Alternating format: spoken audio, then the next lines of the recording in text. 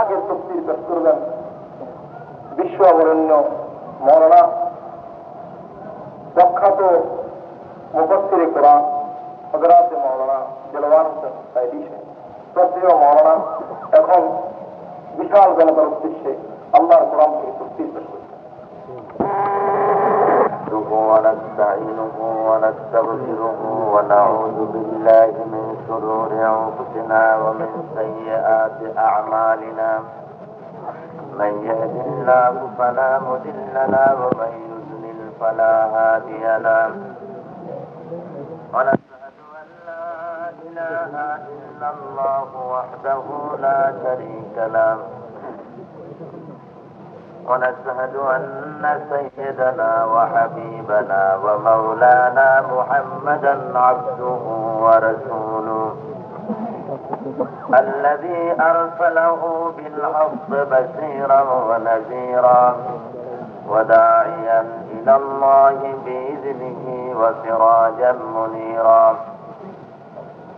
وقد قال الله تعالى في كلامه المجيد وفرقانه الحميد: أعوذ بالله من الشيطان الرجيم. بسم الله الرحمن الرحيم. إن الله وملائكته يصلون على النبي يا أيها الذين آمنوا صلوا عليه وسلموا تسليما. صلى الله على سيدنا محمد وآله وأصحابه وسلم. جورے سے پڑھیں. صلى الله على وآله وأصحابه وسلم. صلى الله على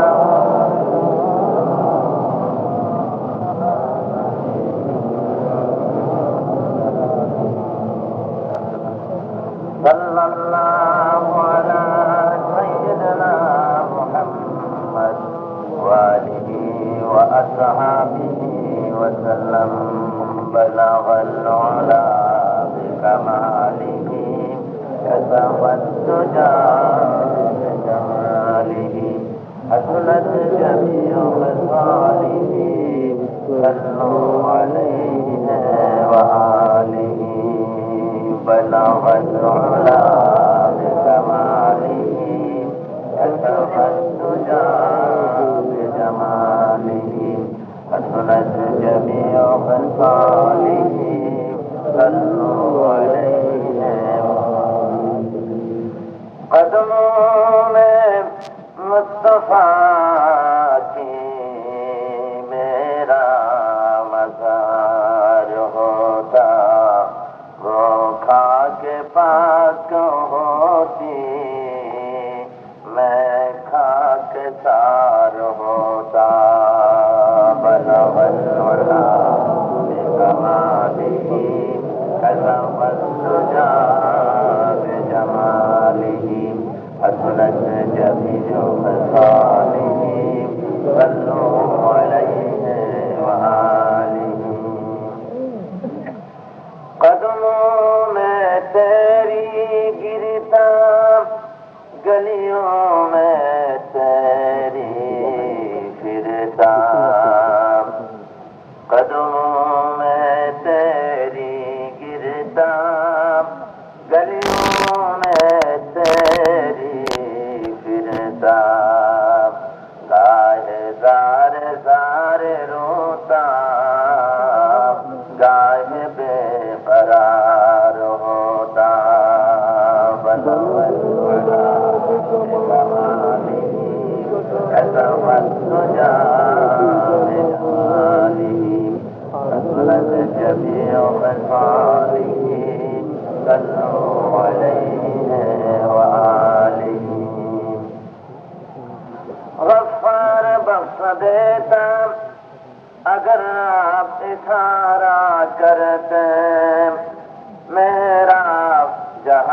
से सिया तूफान से पार होता बलवल्ला कमाली कसवतुजा जमाली हसनत जमीअ खसालिही सल्लू अलैहि व आलिही।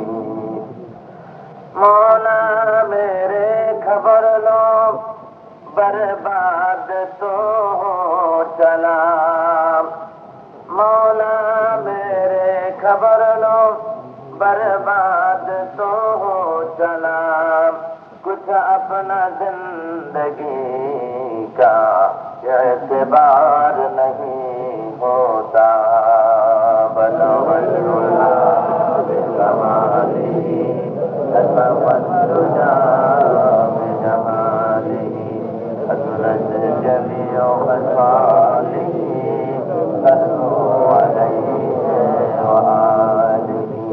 اللهم آمين।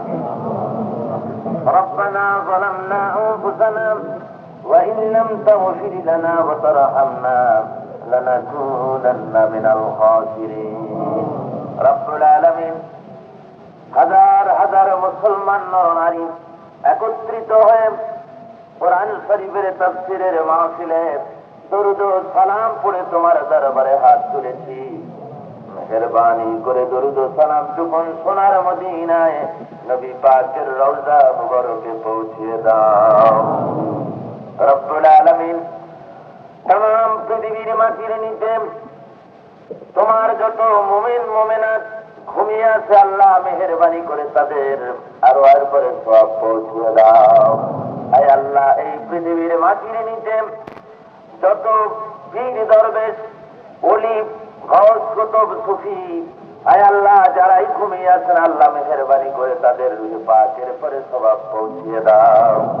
রব্বুল আলামিন কোরআন শরীফের মাহফিলে তোমার কালাম জানতে এসেছি। আয় আল্লাহ দয়া করে কোরআন শরীফ সম্পর্কে সঠিক সমাজ আমাদের দান করে দাও।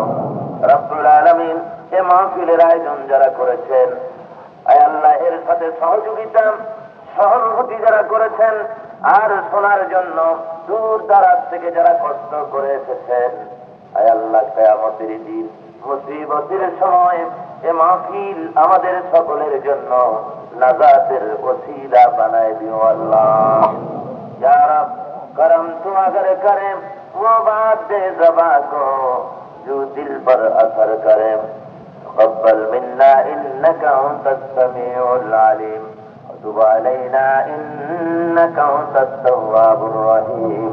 सुब्हान रब्बिका रब्बिल इज़्ज़ति अम्मा यसिफून व सलामुन अलल मुरसलीन अल्हम्दुलिल्लाहि रब्बिल आलमीन।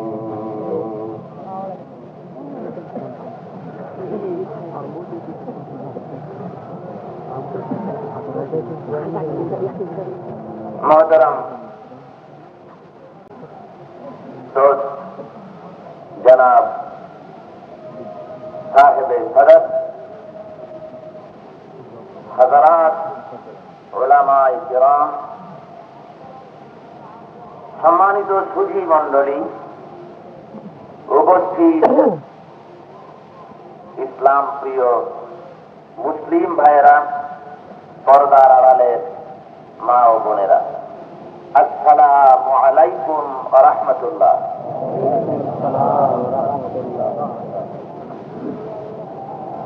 সালাম দিলে তার জবাব খুশি মনে দেওয়া খুব ভালো।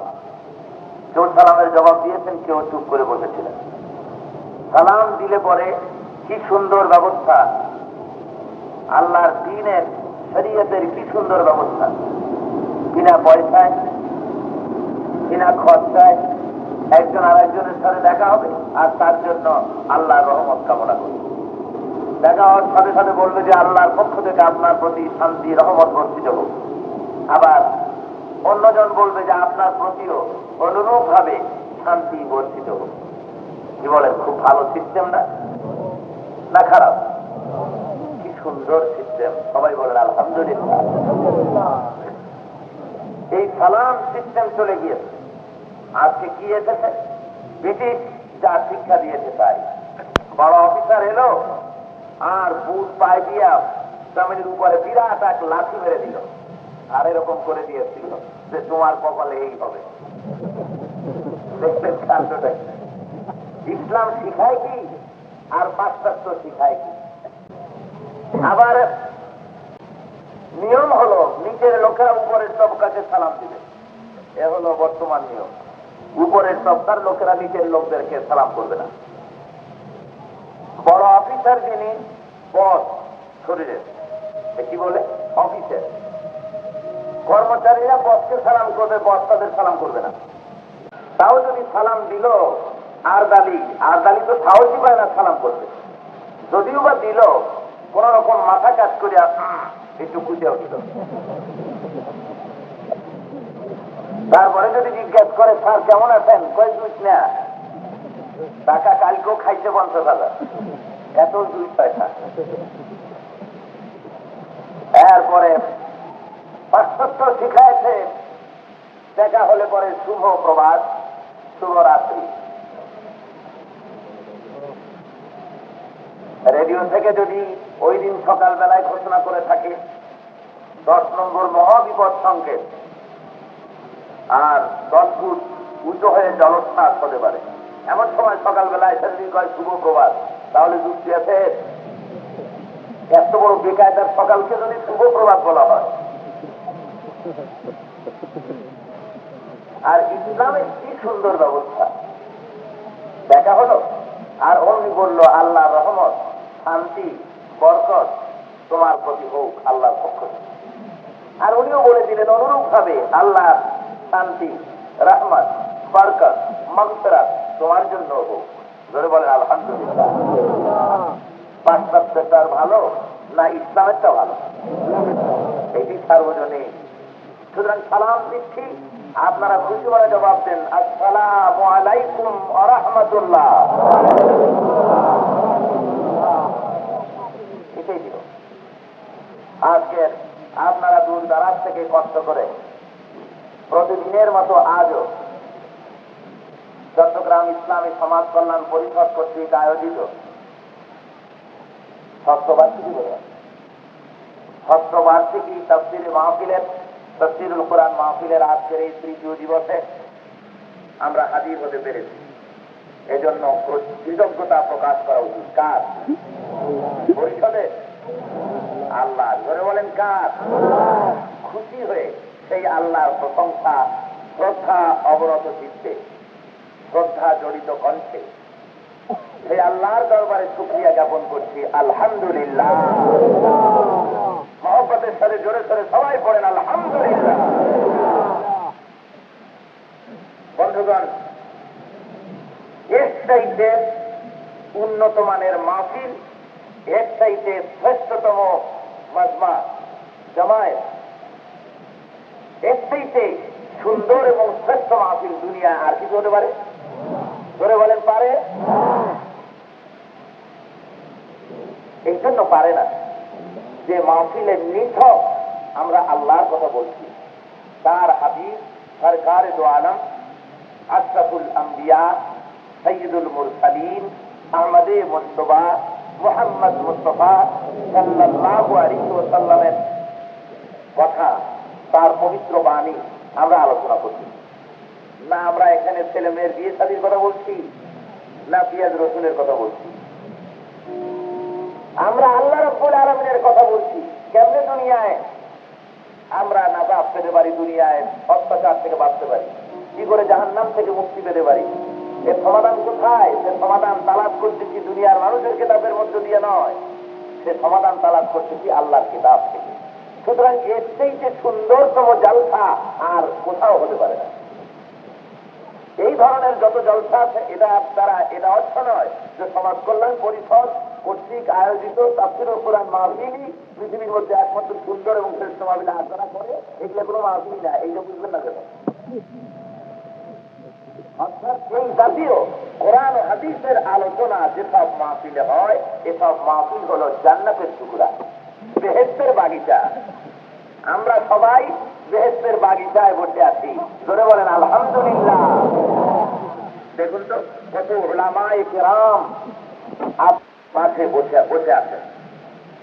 আমার তো এই চেয়ারে বসতে লজ্জা হয় অনেক সময়, যেহেতু ঘন্টার পর ঘন্টা আলোচনা করতে হয়, দাঁড়ায় বলতে গেলে আমার শরীরে কষ্ট হয় খুব বেশি, সেই জন্য বসে বলার অভ্যাস হয়ে গেছে, তাই চেয়ারে বসতে হচ্ছে বাধ্য হয়ে।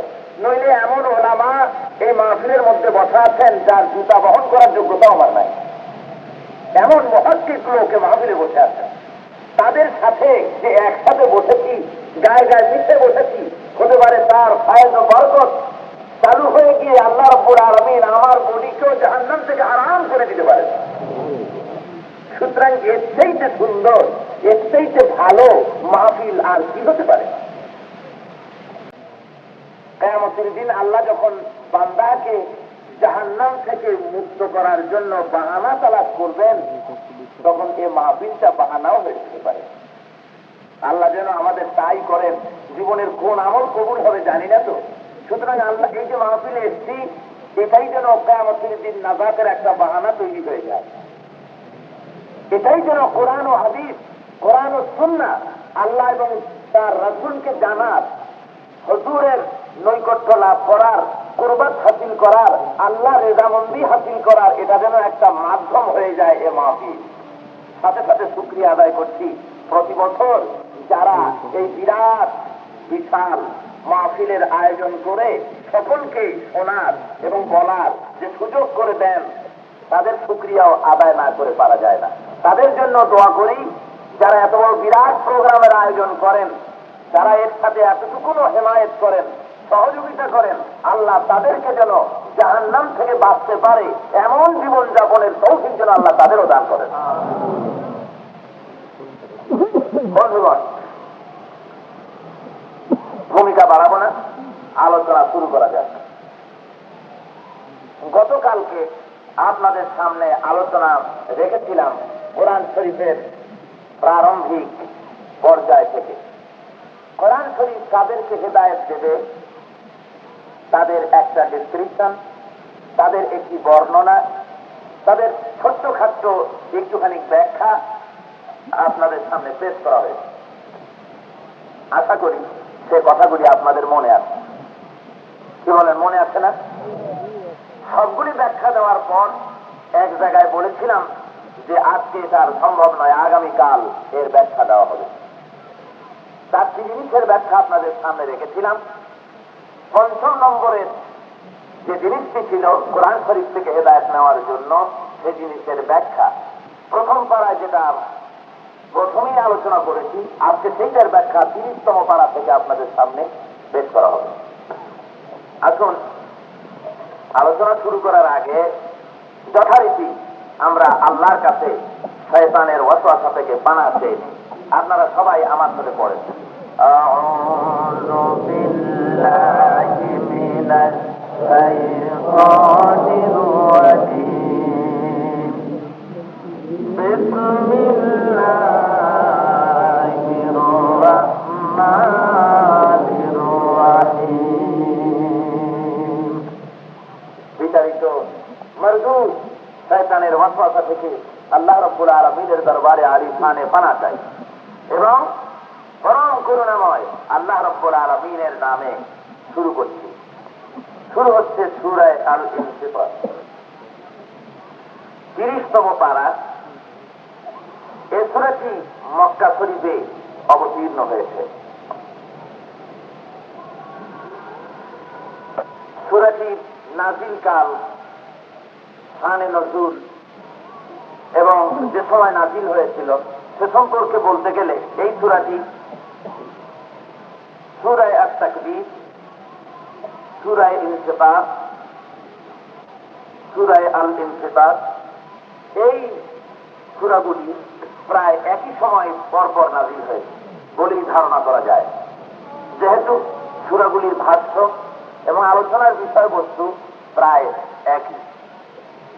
হুজুর সাল্লাল্লাহু আলাইহি ওয়াসাল্লাম বলেছেন, হযরত আব্দুল্লাহ ইবনে ওমর রাদিয়াল্লাহু তাআলা আনহু হাদিস বর্ণনা করেছেন।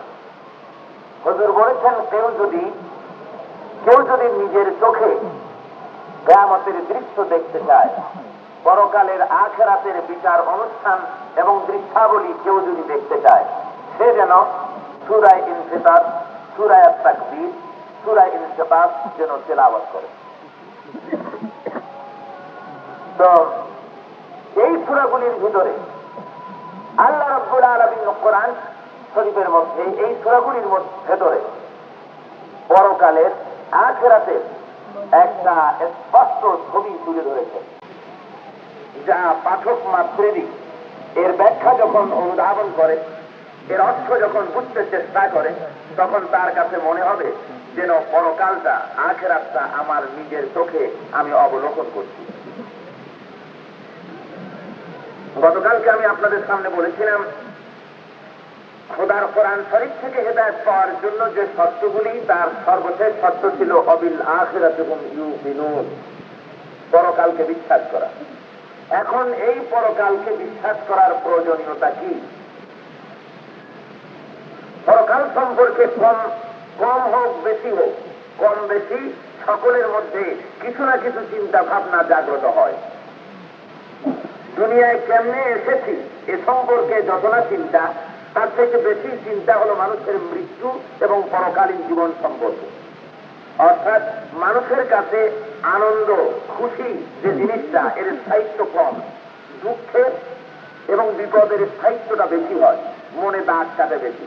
কারো দ্বারা সারা জীবন ভালো ব্যবহার পেলেন, একটুখানি খারাপ ব্যবহার পেলে পরে ভালো ব্যবহার সব মিলিয়ে যায়, আর মনে থাকে না, ওই খারাপটাই মনের মধ্যে বারবার দাগ কাটে, ঠিক কিনা?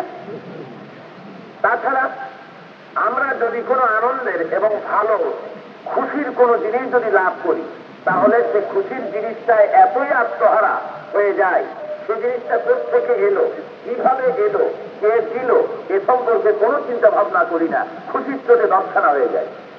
আর যখন কোনো জিনিস হারিয়ে যায়, তখন চিন্তায় অস্থির হয়ে যায়, কি জন্য হারায় গেল, কেমনে হারায় গেল, কেমনে পাবো, এই জন্য পেরেশানি জাগে। এর দ্বারা বোঝা যায় মানুষের দুঃখের অনুভূতিটা খুব বেশি, হারানো জিনিসটা সম্পর্কে চিন্তা ভাবনা বেশি, মুসিবতের চিন্তা ভাবনা বেশি, আর সুখের কালটা, সময়টা, পাওয়াটা ইত্যাদি এর স্থায়িত্ব কম, চিন্তাও কম। দুনিয়ায় এসেছি এ চিন্তা খুব কম, কেমনে এলাম, কিভাবে এলাম, কি সব নেয়ামত পেলাম, এগুলির ধ্যান ধারণা আমাদের মধ্যে কম। কিন্তু মৃত্যু সম্পর্কে একটা চিন্তা আছে। আমার সামনেই তো লোক মরতেছে দেখতেছি, এই মৃত্যু আমারও হতে পারে, মরলে পরে একটা নেয়ামত নাকি আছে, পরকাল নাকি আছে, সেই পরকালটা আবার কেমন, এই চিন্তা মানুষের আজকের নতুন নয়, এই চিন্তা বহু পুরানো চিন্তা, দীর্ঘদিন থেকে মানুষের মনের মধ্যে এই চিন্তা জাগরুক হয়েছে। কেউ কেউ পরকালকে সম্পূর্ণ অস্বীকার করেছে। অমুসলিম হিন্দু ভাইদের মধ্যে এই জিনিস সম্পর্কে তারা পরকাল না বলে এটাকে, পরকালে পুনরুত্থান না বলে তারা জন্মান্তর বলে থাকে, জন্মান্তরবাদে তারা বিশ্বাসী হয়েছে। অর্থাৎ মানুষ তার পাপের ফলে মৃত্যুর পরে তার রূহ খাতা বদল করে। এ দুনিয়ায় যদি ভালো কাজ করে থাকে, তাহলে তার যে আত্মা, এই আত্মা ভালো লোকের মধ্যে যাবে, আরো ভালো ভালো কাজ করতে থাকবে। আর যদি খারাপ কাজ করে থাকে, তাহলে তার এই আত্মা খারাপ খাতার মধ্যে, পাতিশিয়ালের মধ্যে গিয়ে ঢুকবে, শকুনের মধ্যে গিয়ে ঢুকবে, তারপরে কুকুরের মধ্যে গিয়ে ঢুকবে। এই আত্মা নানান খাতার মধ্যে ঢুকতে থাকবে। এটা হলো তাদের মতবাদ। পুনর্জন্মে তারা বিশ্বাসী। আমরা মুসলমান, তাওহীদ, রিসালাত ও আখিরাতে বিশ্বাসী। আমরা জন্মান্তরবাদে বিশ্বাসী নই, আমরা পুনরুত্থানে বিশ্বাসী। আমরা কিছু বিশ্বাসী বলুন তো? পুনরুত্থান, আবার একটা জীবন হবে, সেই জীবনে আমাদের হাজিরা দিতে হবে। এখন সেই পরকালটা এমন একটা জায়গা যেখানে আমরা কেউ যাই নাই, আর আমাদের ভিতর থেকে যারা গেছেন ওনারা এসেও রিপোর্ট করতে পারেন নাই যে এই ধরনের কাজ কাম সেখানে কিন্তু আছে। আমাদের যারা মারা গেছেন ওনারা কবর থেকে ফিরে এসে কেউ বলতে পারেন নাই যে কবরে গেলে এ ধরনের কাজ হবে, মারপিট হবে, ফেরেশতা হবে, ঠ্যাঙ্গাবে, পিটাবে, তারপরে এ ধরনের জিজ্ঞাসাবাদ হবে, এ ধরনের কোনো কথা আমাদের কাছে কেউ বলে নাই। কি বলেন, বলেছে নাকি? তাছাড়া এমন কোন ছিদ্র পথ নাই সেই ছিদ্র পথ দিয়ে, দূরবীন দিয়ে কোন রকম করে পরকালের জগৎটাকে একটু দেখা যায় বা আঁচ করা যায়, এমন কোন কায়দাও নাই। আমরা যখন দেখতে পাচ্ছি না এবং আমাদের ইন্দ্রিয় যখন সে জিনিসটাকে অনুভব করছে না, তখন কি সে জিনিসটাকে আমরা অস্বীকার করতে পারি? দেখি নাই বলে অস্বীকার করা যায়? আমেরিকা আপনারা কেউ দেখেন নাই, কিন্তু কেউ যদি বলে, আমি বলি যে আমি আমেরিকা দেখেছি, একটা শহর আছে, একটা মহাদেশ আছে এমন, যেখানে আমাদের দেশের মতো এইভাবে লোকজন বাস করে, গাছপালা আছে, বাড়িঘর আছে, এর থেকে অত্যাধুনিক দেশ। আমি যদি বলি, আর আপনারা যদি বলেন যে আমরা তো দেখি নাই, কাজেই আমেরিকা বলে কোনো দেশ থাকতে পারে না, কোনো মহাদেশ থাকতে পারে না, একথা যদি বলেন, এর কোনো যুক্তি আছে? আপনি দেখেন নাই বলে যে নাই, একথার কোনো যুক্তি নাই। সুতরাং পরকাল সম্পর্কে আমাদের কাছে অথেন্টিক নির্ভরযোগ্য সূত্রে খবর এসেছে যে পরকাল আছে। এই নির্ভরযোগ্য সূত্রে যদি আমেরিকা আছে বলে বিশ্বাস করি, নির্ভরযোগ্য সূত্রে ব্রিটেন আছে বলে যদি বিশ্বাস করি, অ্যান্টার্কটিকা একটা মহাদেশ আছে বলে যদি বিশ্বাস করি, এভাবে করে পৃথিবীর বিভিন্ন অংশের কথা না দেখে শুনে যদি বিশ্বাস করতে পারি, তাহলে পরকাল বলে একটা জায়গা আছে, এই সাক্ষ্য, এই প্রমাণ আমাদের দিয়েছেন আম্বিয়া আলাইহিমুস সালাম। সে কথা বিশ্বাস করতে পারি না? পারি কিনা কোন? এখন আমরা যারা পরকালে বিশ্বাস করি, আমরা করি না বিশ্বাস? এইসব প্রশ্নের জবাব কিন্তু কঠিন, জবাব দিতে হবে। পরকাল আমরা বিশ্বাস করি? নিশ্চয়ই আমরা পরকাল বিশ্বাস করি। এই যে পরকাল আমরা বিশ্বাস করি, আমাদের একটা পথ আছে। আর যারা বিশ্বাস করে না, তারা পড়বে মুসিবতে। ধরে নিন পরকালে আমরা বিশ্বাস করলাম, কিয়ামতে আমরা মরে গেলাম, কিন্তু পরকাল বলে কোনো জিনিস থাকলো না, এমনটি যদি হয়, তাহলে আমরাও বেঁচে গেলাম, আর যারা নাকি অবিশ্বাস করছিল ওরাও বেঁচে গেল, ঠিক কিনা? কিন্তু পরকাল সত্যি যদি হয়, তাহলে আমরা যারা বিশ্বাস করেছিলাম বেঁচে গেলাম, তোমরা যারা বিশ্বাস করোনি কিয়ামতের ঠেকায় পড়ে যাওয়া, ঠিক কিনা কর? সুতরাং বিশ্বাস করায় ফায়দা। কোনটায় ফায়দা? বিশ্বাস করায় ফায়দা, আর অবিশ্বাসে সর্বনাশ। সুতরাং পরকাল একটা আছে, সেই পরকাল তার প্রয়োজনীয়তা কি, এ সম্পর্কে আপনাদেরকে অনুধাবন করতে হবে। আজকের যে সূরা থেকে আমি আলোচনা করব, আলোচনার আগে একটা পটভূমি তৈরি করতে হবে, তা না হলে বুঝতে অসুবিধা হবে বলে আমি সেই পটভূমি তৈরি করছি, প্লট তৈরি করছি। পরকাল কেন হবে, তার প্রয়োজনটা কি? তার প্রয়োজনটা এখানে, এই পৃথিবীর ভিতরে মানুষ অনেক মন্দ কাজ করে, সকল মন্দ কাজের শাস্তি এই জমিনের উপরে দেওয়া সম্ভব নয়। আবার অনেক ভালো কাজ করে এই পৃথিবীর বুকে, সকল ভালো কাজের পুরস্কার এখানে দেওয়া সম্ভব হয় না, ঠিক কিনা কর? আম্বিয়া আলাইহিমুস সালাম, সাহাবায়ে কেরাম, আউলিয়ায়ে কেরাম, সুফিয়ায়ে কেরাম, মাশায়েখে ইজম, তারা এই জমিনের উপরে আল্লাহর দ্বীন প্রতিষ্ঠার জন্য কত গাল মন্দ শুনেছেন। তারা মানুষেরা বলেছে, যা দেখো লম্বা জমা গায়ে দিয়ে আছে, কত বড় দাড়ি দেখো, সর্বনাশ। ঠাট্টা করেছে, বিদ্রুপ করেছে, জেলে দিয়েছে, মারধর করেছে, নাগরিকত্ব ক্যান্সেল করেছে, তারপরে কত না ধরনের অত্যাচার করেছে। এই সব অত্যাচার সহ্য করে, নিপীড়ন, নির্যাতন, জ্বালাতন সব কিছু সহ্য করেছে দিন প্রতিষ্ঠার জন্য। এত কিছু কষ্ট করলো, শেষ পর্যন্ত অনেকে জীবনও দিলেন, শহীদ হয়ে গেলেন। এখন এত কষ্ট যারা দিন প্রতিষ্ঠার জন্য করলেন, তার পুরস্কার তো এখানে দেওয়া সম্ভব না। এই জন্য আল্লাহ রাব্বুল আলামিন এদের পুরস্কারের জন্য একটা জায়গা রেখেছেন। সাধারণ জ্ঞান বলে যে একটা জায়গা থাকা উচিত, আল্লাহ বলেন জায়গা একটা রেখেছি, সে জায়গাটার নাম হলো পরকাল, সেটার নাম আখিরাত।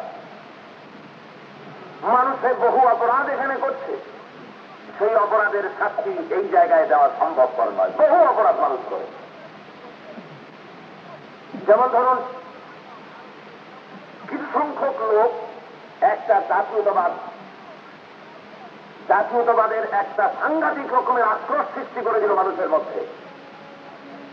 ভৌগোলিক সীমারেখা ভিত্তিক, ভাষা ভিত্তিক উৎকট জাতীয়তার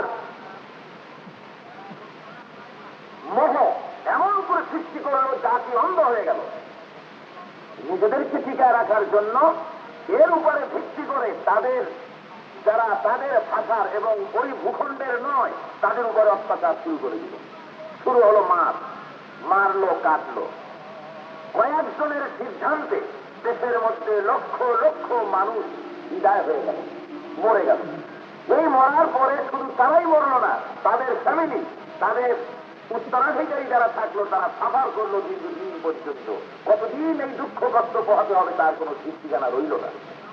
এই যে বিরাট অশান্তির সৃষ্টি করলো, ফাসাদ সৃষ্টি করলো বিশ্বব্যাপী, এই ফাসাদের, এই বিশ্বব্যাপী সর্বগ্রাসী ধ্বংসাত্মক কার্যকলাপের সাক্ষী এই দুনিয়ার বুকে আপনি কি করে দেবেন?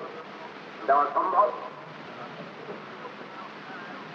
আপনি একটা মানুষ মেরেছে বলে তার বদলে একটা মানুষ মারলেন, এটা না হয় সম্ভব হলো, কিন্তু হাজার হাজার মানুষ মারার জন্য দায়ী, লক্ষ জনতা মারার জন্য দায়ী, তার শাস্তি আপনি এখানে কি করে দেবেন?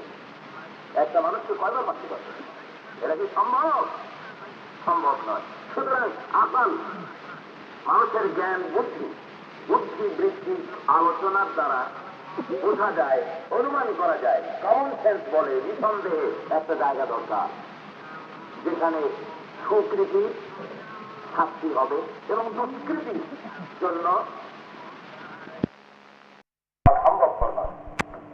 মৌলানা রুম বলেছেন, আমি একটা ধারণা দিতে পারি, সে ধারণাটা আমি এই দিতে পারি যে এই পৃথিবী যদি পরিপূর্ণ থাকে সরিষার দানা দিয়ে, যদি পরিপূর্ণ থাকে আকাশ চুম্বি উঁচা হয়ে যদি থাকে, আর শক্ত আকাশের পরে যদি থাকে একটা পাখি, ওই পাখি পৃথিবীর বুকে এসে একটা করে দানা নিয়ে সপ্তম আকাশের পরে রেখে দিল, আর 70,000 বছর বিশ্রাম করল, আবার একটা দানা নিয়ে গেল সপ্তম আকাশে রাখলো, 70,000 বছর বিশ্রাম করল। মৌলানা রুম বলেন 70,000 বছরের বিরতিতে এক একটা করে দানা নিতে নিতে দুনিয়ার সমস্ত দানাগুলি যদি সপ্তম আকাশের পরে ওই পাখিটির নেওয়া শেষ হয়ে যায়, তবুও মানুষের জন্য রব্বুল আলামিন যে পরকালের দিন করেছেন, ওই পরকালের জীবন মানুষের শেষ হবে না। এমন বিরাট একটা জীবন সামনে আছে, সেই জীবনের প্রস্তুতি নেওয়ার জন্য রব্বুল আলামিন বলছেন মানুষের নৈতিক চরিত্র সংশোধনের জন্য প্রয়োজন পরকালে বিশ্বাস। পরকালে বিশ্বাস ব্যতিরেকে মানুষের জীবন সংশোধন হতে পারে না। একটি মানুষ যদি তার এই খেয়াল থাকে যে আমার যাত্রা এখান থেকে লন্ডন পর্যন্ত, সেখানেই সব শেষ, জিজ্ঞাসাবাদ নাই, আমি ওখানে যাব, আমার সব শেষ হয়ে যাবে, কেউ আমাকে জিজ্ঞাসাও করবে না যে বাংলাদেশে কেমনে খাইছিলে, কেমনে থাকছিলে, এখানেই শেষ হয়ে যাবে। তাহলে তার খাওয়া দাওয়া, উঠা বসা, চলাফেরা, ব্যবসা বাণিজ্য কোন জিনিসই জবাবদেহির পরোয়া করবে না। আরেকটি লোক, সে জানে লন্ডন পর্যন্তই শেষ নয়, ওখানে আমার এ জীবন শেষ হওয়ার পর ওইখানে যে একজন বাদশা আছে, সেই বাদশা এই বাংলাদেশেরও, তিনি ওখান থেকে বাংলাদেশ কন্ট্রোল করতেছেন, তার গোয়েন্দা বিভাগের লোক এখানে আছে, আমি বাংলাদেশে কি করেছিলাম, আমার অ্যাক্টিভিটিস সম্পর্কে তার গোয়েন্দা বিভাগের পুলিশগুলি আমার সমস্ত জীবনের সব কিছু রেকর্ড করেছে। আমার সেই রেকর্ড ফাইলগুলি এনএসআই বা আইবি কর্তৃক সব হেডকোয়ার্টারে লন্ডনে চলে গিয়েছে। আমি ওখানে চলে যাওয়ার পর আমাকে পুলিশ রিমান্ড হবে, ওখানে আমাকে জিজ্ঞাসাবাদ করা হবে, আমি কোনো কথা মিথ্যা বললে যে সব রেকর্ড বাংলাদেশে তৈরি হয়েছে ওই রেকর্ডগুলি আমার সামনে দেখানো হবে। এই যদি চিন্তাধারা থাকে, এই চিন্তা যদি কোনো যাত্রীর থাকে লন্ডনে যাওয়ার, তাহলে তার জীবনযাপন পদ্ধতি আর যার হিসাব দেওয়া লাগবে না, ওখানে গিয়ে তার জীবনযাপন পদ্ধতি একই রকম হবে কি হবে না। যার ধারণা থাকবে যে ওখানে গিয়ে আমার হিসাব হবে, আমার নথিপত্র খাতাপত্র দেখা হবে, সে ব্যক্তি সংযত জীবন যাপন করবে, সত্য নয় কি? তার জীবন হবে সংযত, কথাবার্তা হবে তার দায়িত্ববোধের পরিচয় দেবে, তার চলাফেরা, ওঠা বসা, তার কার্যাবলী সবকিছুর মধ্যে দায়িত্ববোধের ছাপ পরিলক্ষিত হবে। আর যার ওই চিন্তা নাই, হিসাবের চিন্তা নাই, পরোয়া নাই, সে দায়িত্বহীন কথা বলবে, দায়িত্বহীন জীবন যাপন করবে, পশু প্রবৃত্তি তার মধ্যে মাথা চাড়া দিয়ে উঠবে। সুতরাং পরকাল আমাদের সাথেই পরকাল থাকা উচিত, দায়িত্ববোধ জীবন যাপন করার জন্য সহায়ক হয় যদি পরকালকে আমরা বিশ্বাস করতে পারি।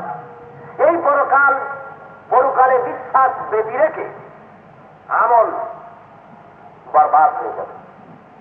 যদি পরকাল আল্লাহর সাথে দেখা করতে হবে এই নিয়ত, এই ধারণা, এই বিশ্বাস যদি কারো না থাকে, আল্লাহ বলেছেন হাবিতাত আমালুহুম, তাদের জীবনের সমস্ত আমালগুলি বরবাদ করে দেওয়া হবে, কোনো দাম নাই, কোনো মূল্য নাই। সুতরাং পরকালে বিশ্বাসী জীবন যাপন আমাদের স্বার্থে, আমাদের কল্যাণে এ বিশ্বাস প্রয়োজন। আজকে যেখান থেকে আলোচনা শুরু করা হবে এটা হলো পরকাল সম্পর্কে আলোচনা। হুজুর সাল্লাল্লাহু আলাইহি ওয়াসাল্লাম মক্কি জিন্দেগিতে তিনটি ধারার উপরে দাওয়াত দিয়েছিলেন। কটি ধারার উপরে বলুন? একটা হলো তাওহীদ, একটি হলো রিসালাত, আর একটি হলো আখিরাত। এই তিনটি ধারার উপরে দাওয়াত জারি রেখেছিলেন। তাওহীদ সম্পর্কে যতদিন কথা বলেছেন বাধা কিছু কিছু এসেছে। রিসালাত সম্পর্কে যখন বাধা এসেছে, তখন রিসালাত সম্পর্কে যখন দাওয়াত দিয়েছেন তখনও কাফেরেরা বাধা দিয়েছে, কিন্তু পুরাপুরি পারে নাই। যেহেতু রাসূলের চরিত্রের সামনে এটা সূর্যের মতো স্পষ্ট জাজ্বল্যমান, বিপ্রহরের সূর্যের মতো প্রকট, দীপ্তিমান বিশ্বের সামনে এ চরিত্র সম্পর্কে, যার সম্পর্কে কালিমা লাগানো বড় কষ্টকর। বিরোধীরা কারো কাছে কিছু বলতে গেলে তারা বলে যে মুহাম্মদ সাল্লাল্লাহু আলাইহি ওয়াসাল্লাম সম্পর্কে আজে বাজে কথা বলছো, তার মতো চরিত্রবান মানুষ তো জীবনেও দেখি নাই, ওদের লোকেরাই বলে। সুতরাং সে ব্যাপারেও কথা বলে জুত করা গেল না। একটা ব্যাপারে খুব সুবিধা করে ফেললো, সেটা হলো পরকালের ব্যাপার। হুজুর যখনই বললেন এ জীবন জীবন নয়, আর একটা জীবন আছে, সেই পরকালে তোমাদের হাজিরা দিতে হবে আর বিচার হবে সেখানে কিয়ামতের ময়দানে, এটা যখনই বললেন তখন সুযোগ পেয়ে গেল না। ওরা যে বললো দেখো মুহাম্মদ সাল্লাল্লাহু আলাইহি ওয়াসাল্লাম এতদিন ভালো ছিলেন, এখন মাথা যাও একটু ভালো ছিল, তাও কাম খারাপ হয়ে গেল, একেবারে পাগল হয়ে গেছে। কিরকম? দেখো পরকাল বলে নাকি একটা জিনিস আছে, আখিরাত বলে নাকি একটা জিনিস আছে, আমরা নাকি মরবো আবার নাকি আমাদের জিন্দা হতে হবে, এটাও কি একটা কথা? ওরা মাঝে মধ্যে একে অপরের সাথে গল্প করতো, গল্পের আড্ডায় বসতো, তারপরে আলোচনা করতো, দেখো আমরা নাকি মরে যাব আবার নাকি জিন্দা হব, এটা কি একটা কথা হলো? সবাই এ নিয়ে হাসাহাসি করতো, একটা মুখরোচক কথা হয়ে গেল, খুব হাসি গপ্প ঠাট্টা মস্কারির একটা বিষয়বস্তুতে পরিণত করে নিল। আর আল্লাহর হাবিবকে তারা মস্কারা করতে লাগলো, এভাবে হুজুর সাল্লাল্লাহু আলাইহি ওয়াসাল্লামকে ঠাট্টা বিদ্রুপ করতে লাগলো, এবং তারা স্পষ্ট ভাষায় একথাও বলতে লাগলো, ইন হিয়া ইল্লা হায়াতুনা দুনিয়া ওয়া মা নাহনু বিমাবউসিন। তাদের ধারণা ছিল এই দুনিয়ার জীবনটাই একমাত্র জীবন, এছাড়া এই দুনিয়ার জীবনটাই তো একমাত্র জীবন, আমরা আর পরকালে কোনোদিন উঠবো না, পরকাল বলে কোনো জিনিস নেই, আমরা জীবিত হব না। এটা ছিল তাদের ধারণা। এই ধারণার উপরে বশবর্তী হয়ে তারা নিজেদের জীবন যাপন করত আর প্রশ্ন তুলত মাঝে মধ্যে যে কি করে আরেকটা জীবন হতে পারে মানুষের জন্য। আমরা মরে যাব, আমরা আমাদের হাড় গোড় পচে যাবে, তারপরে আবার জিন্দা হব, এটা কেমন কথা? পরকাল সম্পর্কে অবিশ্বাসীরা যে সব প্রশ্ন করেছে, এই প্রশ্নগুলি আল্লাহ রাব্বুল আলামিন কোরআন শরীফে সেসব প্রশ্ন উদ্ধৃত করেছে, বিশ্ববাসীকে শোনাচ্ছেন, শোনো পরকালে অবিশ্বাসীরা তোমাদের মতো ওই তোমাদের মুরব্বীরা আগেই এ প্রশ্ন তুলেছে, তোমরা আজ নতুন না, তোমাদের মুরব্বীরা আগে প্রশ্ন তুলেছে। কি প্রশ্ন? وقالوا أإذا ضللنا في الأرض أإنا لفي خلق جديد। ওরা প্রশ্ন করত, আমরা যখন মাটিতে মিশে যাব, আমরা যখন মাটির সাথে বিলীন হয়ে যাব, তারপরে নাকি আমাদেরকে জিন্দা করা হবে। এটা কেমন করে হবে? যাবো মাটির সাথে মিশা, কেমনে জিন্দা হবো? এটা আকলে আসতে চায় না। কেউ তো পুড়ে গেল, আগুনে পুড়ে গেল, কেউ বা পানিতে ডুবে মারা গেল। কি বলেন, ডুবে মারা যায় না? ডুবে মরে গেল, তারপরে তার চাইটিয়া কুচিয়া সেখানে কুমিরে খাইলো, চিনি মাছে খেলো, এরপরে হাঙ্গরে খেলো, কামড়ে খেলো। এত পেটের মধ্যে দিয়ে এগুলি আল্লাহ কালেকশন করবে কেন? কি এক মুসিবতের কথা। তারপরে মানুষ কোন জায়গায় মারা হয়ে গেল, পুলিশ তাকে নিয়ে আসলো, নিহত হলো, পুলিশ নিয়ে আসলো, পোস্টমর্টম হলো। তারপরে তার কলেজা নিয়ে গেল এক জায়গায়, মগজ নিয়ে গেল ঢাকায়, তারপরে ফুসফুস নিয়ে গেল লন্ডন, সব জায়গায় টেস্ট হলো, কত রকম কত কিছু হলো, কাইটিয়া কুচিয়া তার সর্বনাশ করে দিল। এই কেবল কেমনে জোগাড় হলো? হযরত ইব্রাহিম আলাইহিস সালাম এই দৃশ্য রেখেছিলেন। একটি মৃত্যুদেহ অর্ধেকটা পানির ভিতরে, অর্ধেকটা স্থলভাগে। চলচর প্রাণীরা পানির ভিতরে যতটা পড়েছে ততটা কিলবিল করে খাচ্ছে, মাছে খাচ্ছে, কুমিরে খাচ্ছে, বিভিন্ন জন্তুতে খাচ্ছে।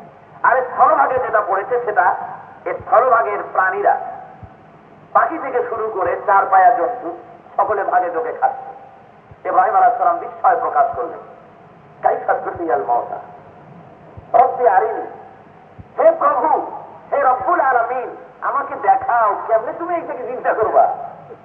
এতগুলো পেটের মধ্যে চলে গেল, এভাবে ছড়িয়ে গেল, কেমনে চিন্তা হবে? আল্লাহ রব্বুল আলামিন জিজ্ঞেস করলেন, আওয়ালাম তুমিন, কি হে খলিল, বিশ্বাস হয় না? ইব্রাহিম আলাইহিস সালাম বলছেন, বালা ওয়ালাকিন লিয়াতমাইন্না কলবি, আল্লাহ বিশ্বাস তো নিশ্চয়ই করি, কোনো সন্দেহ নাই, তবে দেখতে পারলে আমার অন্তরাত্মা প্রশান্তি লাভ করতো, আরাম বোধ করতাম। দেখা এক জিনিস আর শোনা আর এক জিনিস। বিশ্বাস তো নিশ্চয়ই করি তোমার কুদরতের উপরে, সমস্ত জিনিসের উপরে তুমি ক্ষমতা রাখো, বিশ্বাস করি। আল্লাহ রাব্বুল আলামিন হুকুম করলেন, আমি কি আপনাদের গল্প শোনাচ্ছি নাকি? এই ঘটনা আছে না কোরআন শরীফে? আছে। আল্লাহ বললেন, ইব্রাহিম চোখে দেখতে চাও, 4টা পাখি ধরে নিয়ে আস। 4টি পাখি ধরে আনলেন। রব্বুল আলামিন নির্দেশ করলেন, এগুলাকে জমা করো, গোশতগুলো, গোশত হাড্ডি কুচায়া টুকরা টুকরা করে মিলায়া ঝুলাইয়া 4 পাহাড়ের উপরে লেগে দাও। 4টা পাখি জমাও করা হলো, গোশতগুলি টুকরা টুকরা করে সব মিলাইয়া ঝুলাইয়া 4 পাহাড়ে রেখে দেওয়া হলো।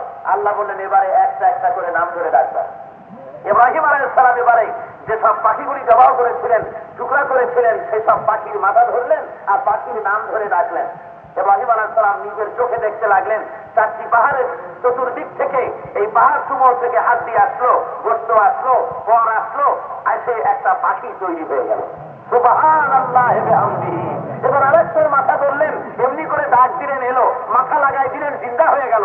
4 পাখি এভাবে করে নাম ধরে যখন ডাকা হলো, 4 পাহাড় থেকে এসে আস্ত পাখিতে জীবিত পাখিতে পরিণত হয়ে গেল। ধরে বলেন সুবহানাল্লাহ।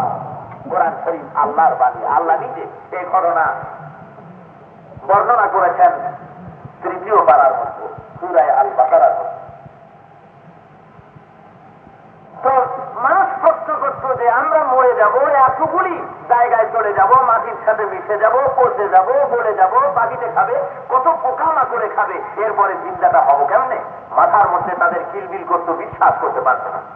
এরপর আবার প্রশ্ন করতো, আইযা মিতনা ওয়া কুন্না তুরাবান যালিকা রাজুম বাঈদ, আমরা মারা যাব, এরপরে মাটির সাথে আমরা মিলিত হয়ে যাব, মাটি হয়ে যাব, তারপরে আমাদের নতুন করে চিন্তা করা হবে। এটা আমাদের বুদ্ধিতে আসে না। এটা কি করে সম্ভব যে আমাদের আবার চিন্তা করা হবে?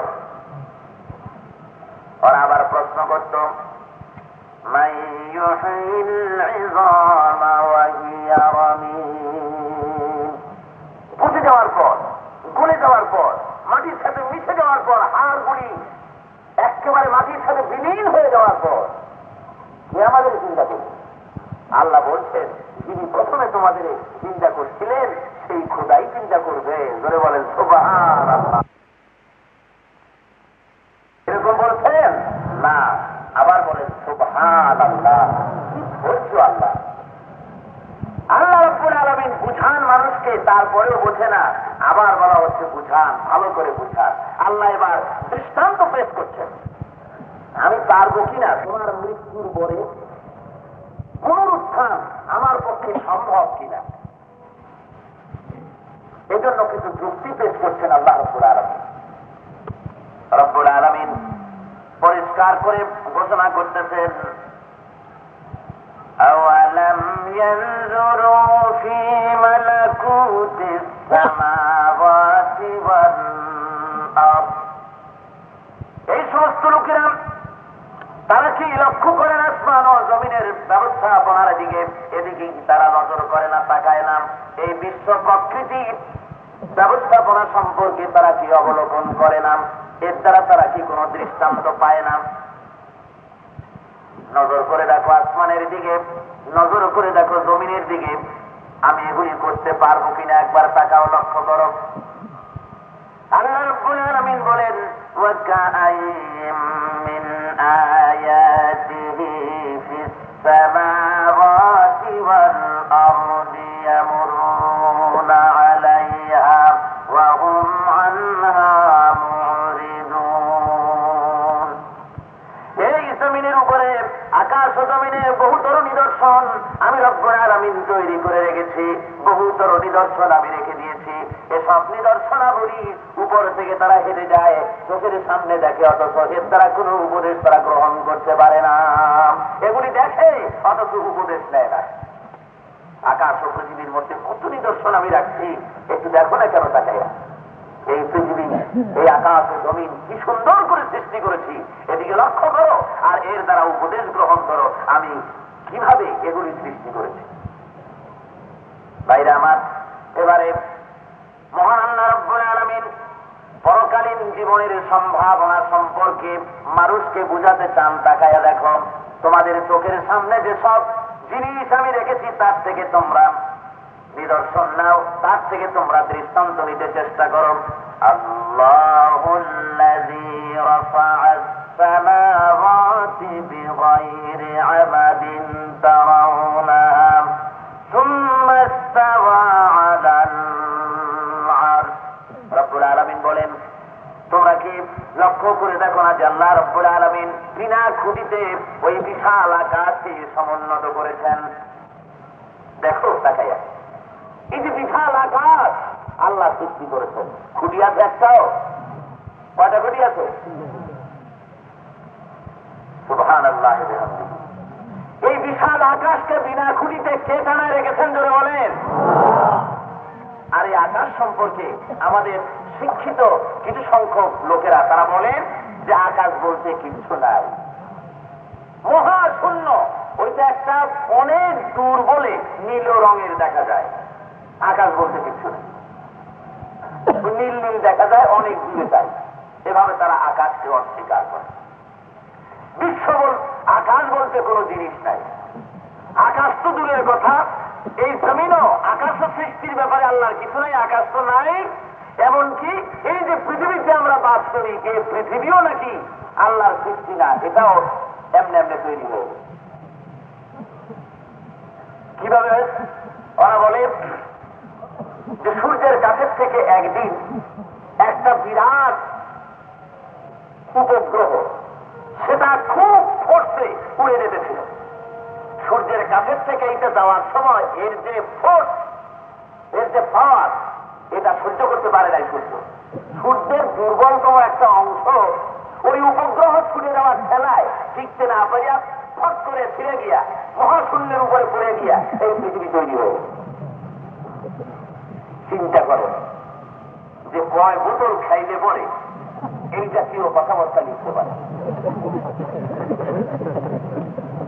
অর্থাৎ ওরা যেন বোঝাতে চান যে উপগ্রহটা যদি ওই দিন ছুটে না যেত ওই জায়গা থেকে, তাহলে সূর্যের উপরেও ওই ফোর্সটা লাগতো না, আর ওখান থেকে দুর্বলতম অংশ ছিটেও পড়তো না, আর আজকের এই পৃথিবীও হতো না, আর এই ধরনের চট্টগ্রামে বসে আমরা মাহফিলও খুঁজে পারতাম না। সুতরাং আজকে যেটা হচ্ছে এটা হলো সেই উপগ্রহের ফজিলত এবং বরকত।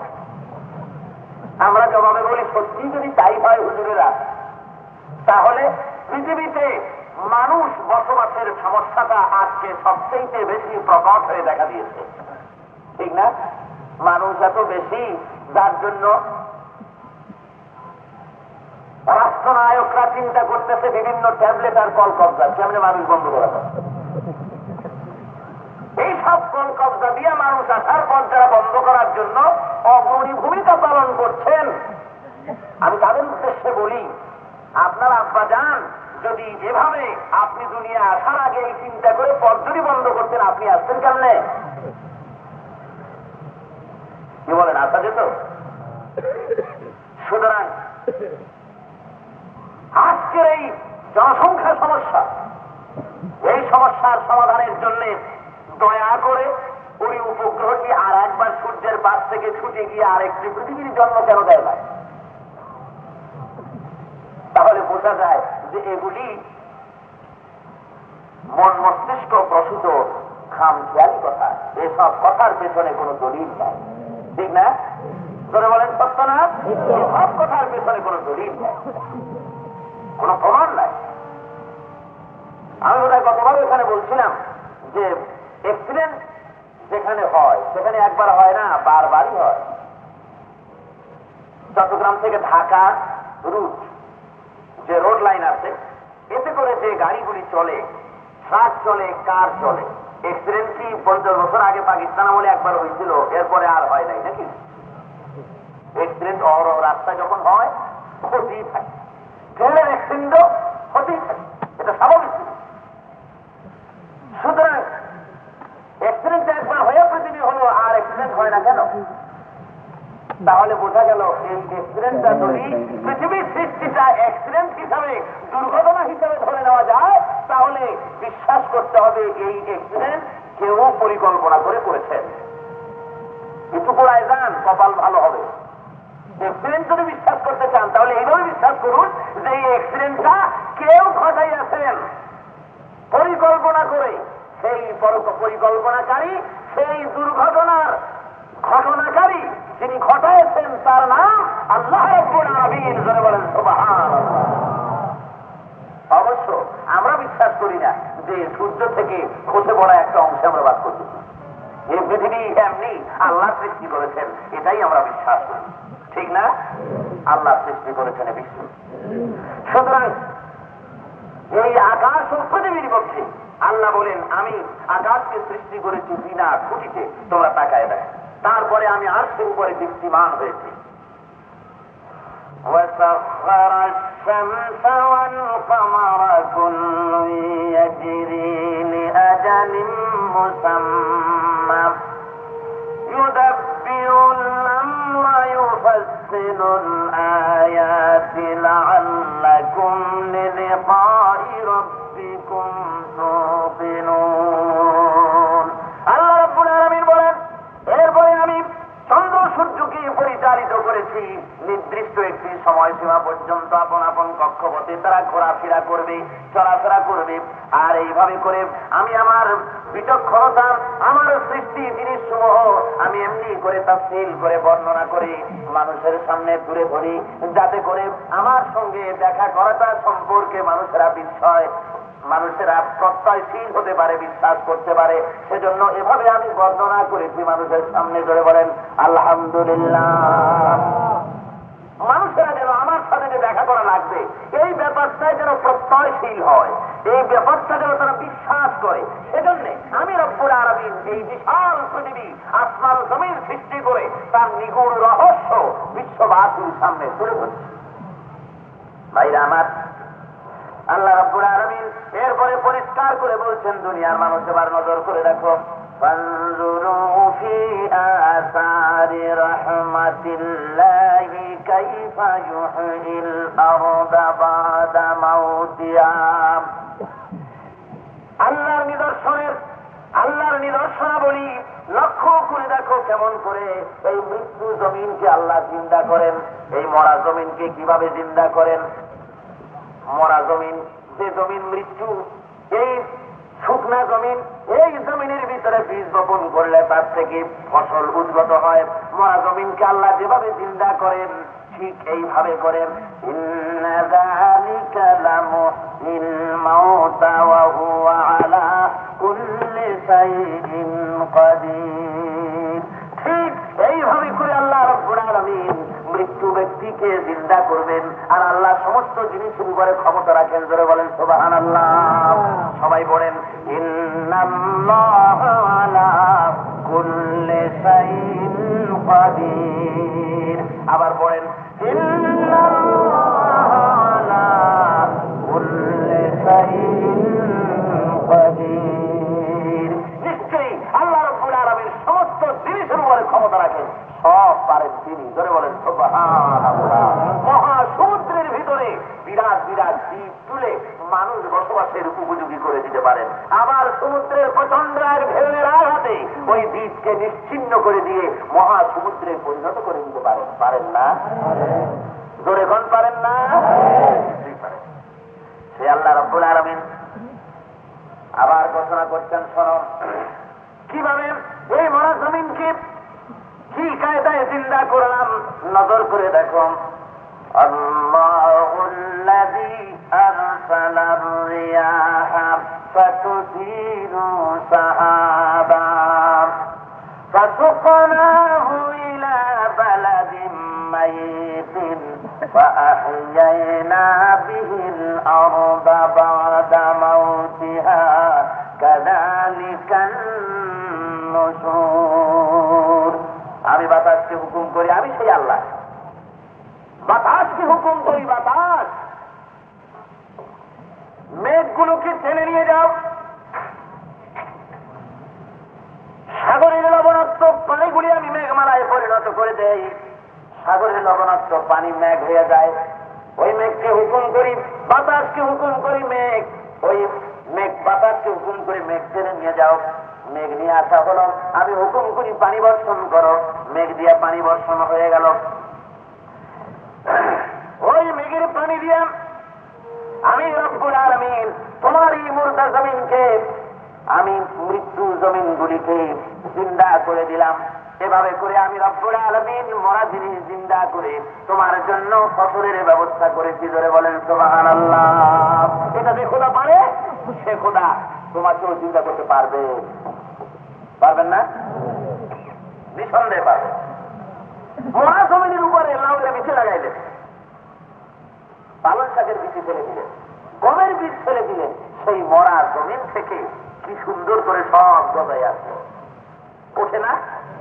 এইটা যেভাবে উঠাইতে পারেন আল্লাহ, ঠিক অনুরূপ ভাবে আপনাকে মাটির নিচে ফেলে দিলে পরে মৃত্যুর পরে আবার এই মাটি থেকে আল্লাহ ওই ধানের চারার মতো, গমের বীজের মতো, লাউ শাকের মতো, পালং শাকের মতো আবার এই মাটি থেকে গজাইতে পারবে। পারবেন না? ভাইরা আমার, মহান আল্লাহ রাব্বুল আলামিন বলেন, ও দুনিয়ার মানুষেরা নিজের দিকে তাকাও, নিজের দিকে লক্ষ্য করো, আমি তোমারে জিন্দা করতে পারবো কিনা। কুনতুম আমওয়াতান ফাআহইয়াকুম সুম্মা ইউমীতুকুম সুম্মা ইউহয়ীকুম সুম্মা ইলাইহি তুরজাউন। এ দুনিয়ার মানুষ শোনো ভালো করে, তোমরা তো মৃত্যু ছিলেন, তোমরা ছিলে মৃত্যু, আমি আল্লাহ তোমাদের জিন্দা করেছি। আমরা মৃত্যু ছিলাম না? না জিন্দা ছিলাম? আমরা মৃত্যু ছিলাম। আমরা ছিলাম দুধের মাঝে, গোশের মাঝে, মাছের মাঝে নিষ্প্রাণ অবস্থায় ছিলাম, নিষ্প্রাণ মাটির মধ্যে ছিলাম। রব্বুল আলামিন সেখান থেকে কিভাবে তৈরি করেছেন সামনে বলবেন। এইভাবে করে রব্বুল আলামিন বলেন, ওই মৃত্যু থেকে আমি তোমাকে জীবন্ত সত্তায় রূপ দিলাম। এই জীবিত রূপকে আমি আবার মৃত্যু করব এবং ওই মৃত্যুর উপরে আমি আবার চিন্তা করবো। ধরে বলেন সুবহানাল্লাহ। আবার তোমাদের সকলকে আমার কাছে ফিরে আসতে হবে। মহান আল্লাহ রাব্বুল আলামিন বলেন, ইন কুনতুম ফি রাইবিন মিনাল বা'সি ফাইন্নামা খালাকনাকুম মিন তুরাব। ও মানুষেরা, পরকাল সম্পর্কে এত কথা বলার পরেও যদি অবিশ্বাস যদি করো, যদি মন বিশ্বাস করতে না চায়, পরকাল নাই বলে যদি মনে হয়, যদি সন্দেহ পোষণ করো পুনরুত্থান সম্পর্কে, তাহলে শুনে রাখো, আমি আল্লাহ রাব্বুল আলামিন নিষ্প্রাণ মাটি দিয়ে তোমাকে সৃষ্টি করেছি। বিনা মডেলে নিষ্প্রাণ মাটি দিয়ে তৈরি করছি একবার। আমাদের কোন মডেল ছিল না বানাবার আগে, একবার বিনা মডেলে তিনি তৈরি করেছেন। বিনা মডেলে একবার তৈরি করা সহজ না কঠিন? যুদ্ধটা করতে হবে, ইসলামকে দুনিয়ার উপরে কায়েম করার চেষ্টা করতে হবে।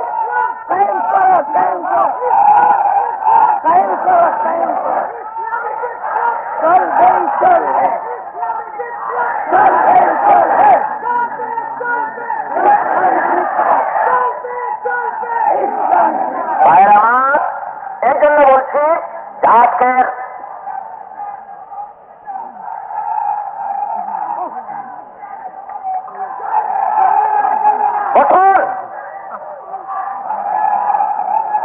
মাশাআল্লাহ, আমি আপনাদেরকে আজকের এই ইমানি জোশ আমরা দেখতে পেয়েছি। আপনারা বসে আছেন কোরআন শরীফের মাহফিলে। কার মাহফিলে? কার সামনে? আল্লাহর নজরে, কুদরতি নজর দিয়ে আল্লাহ দেখছেন, ঠিক না?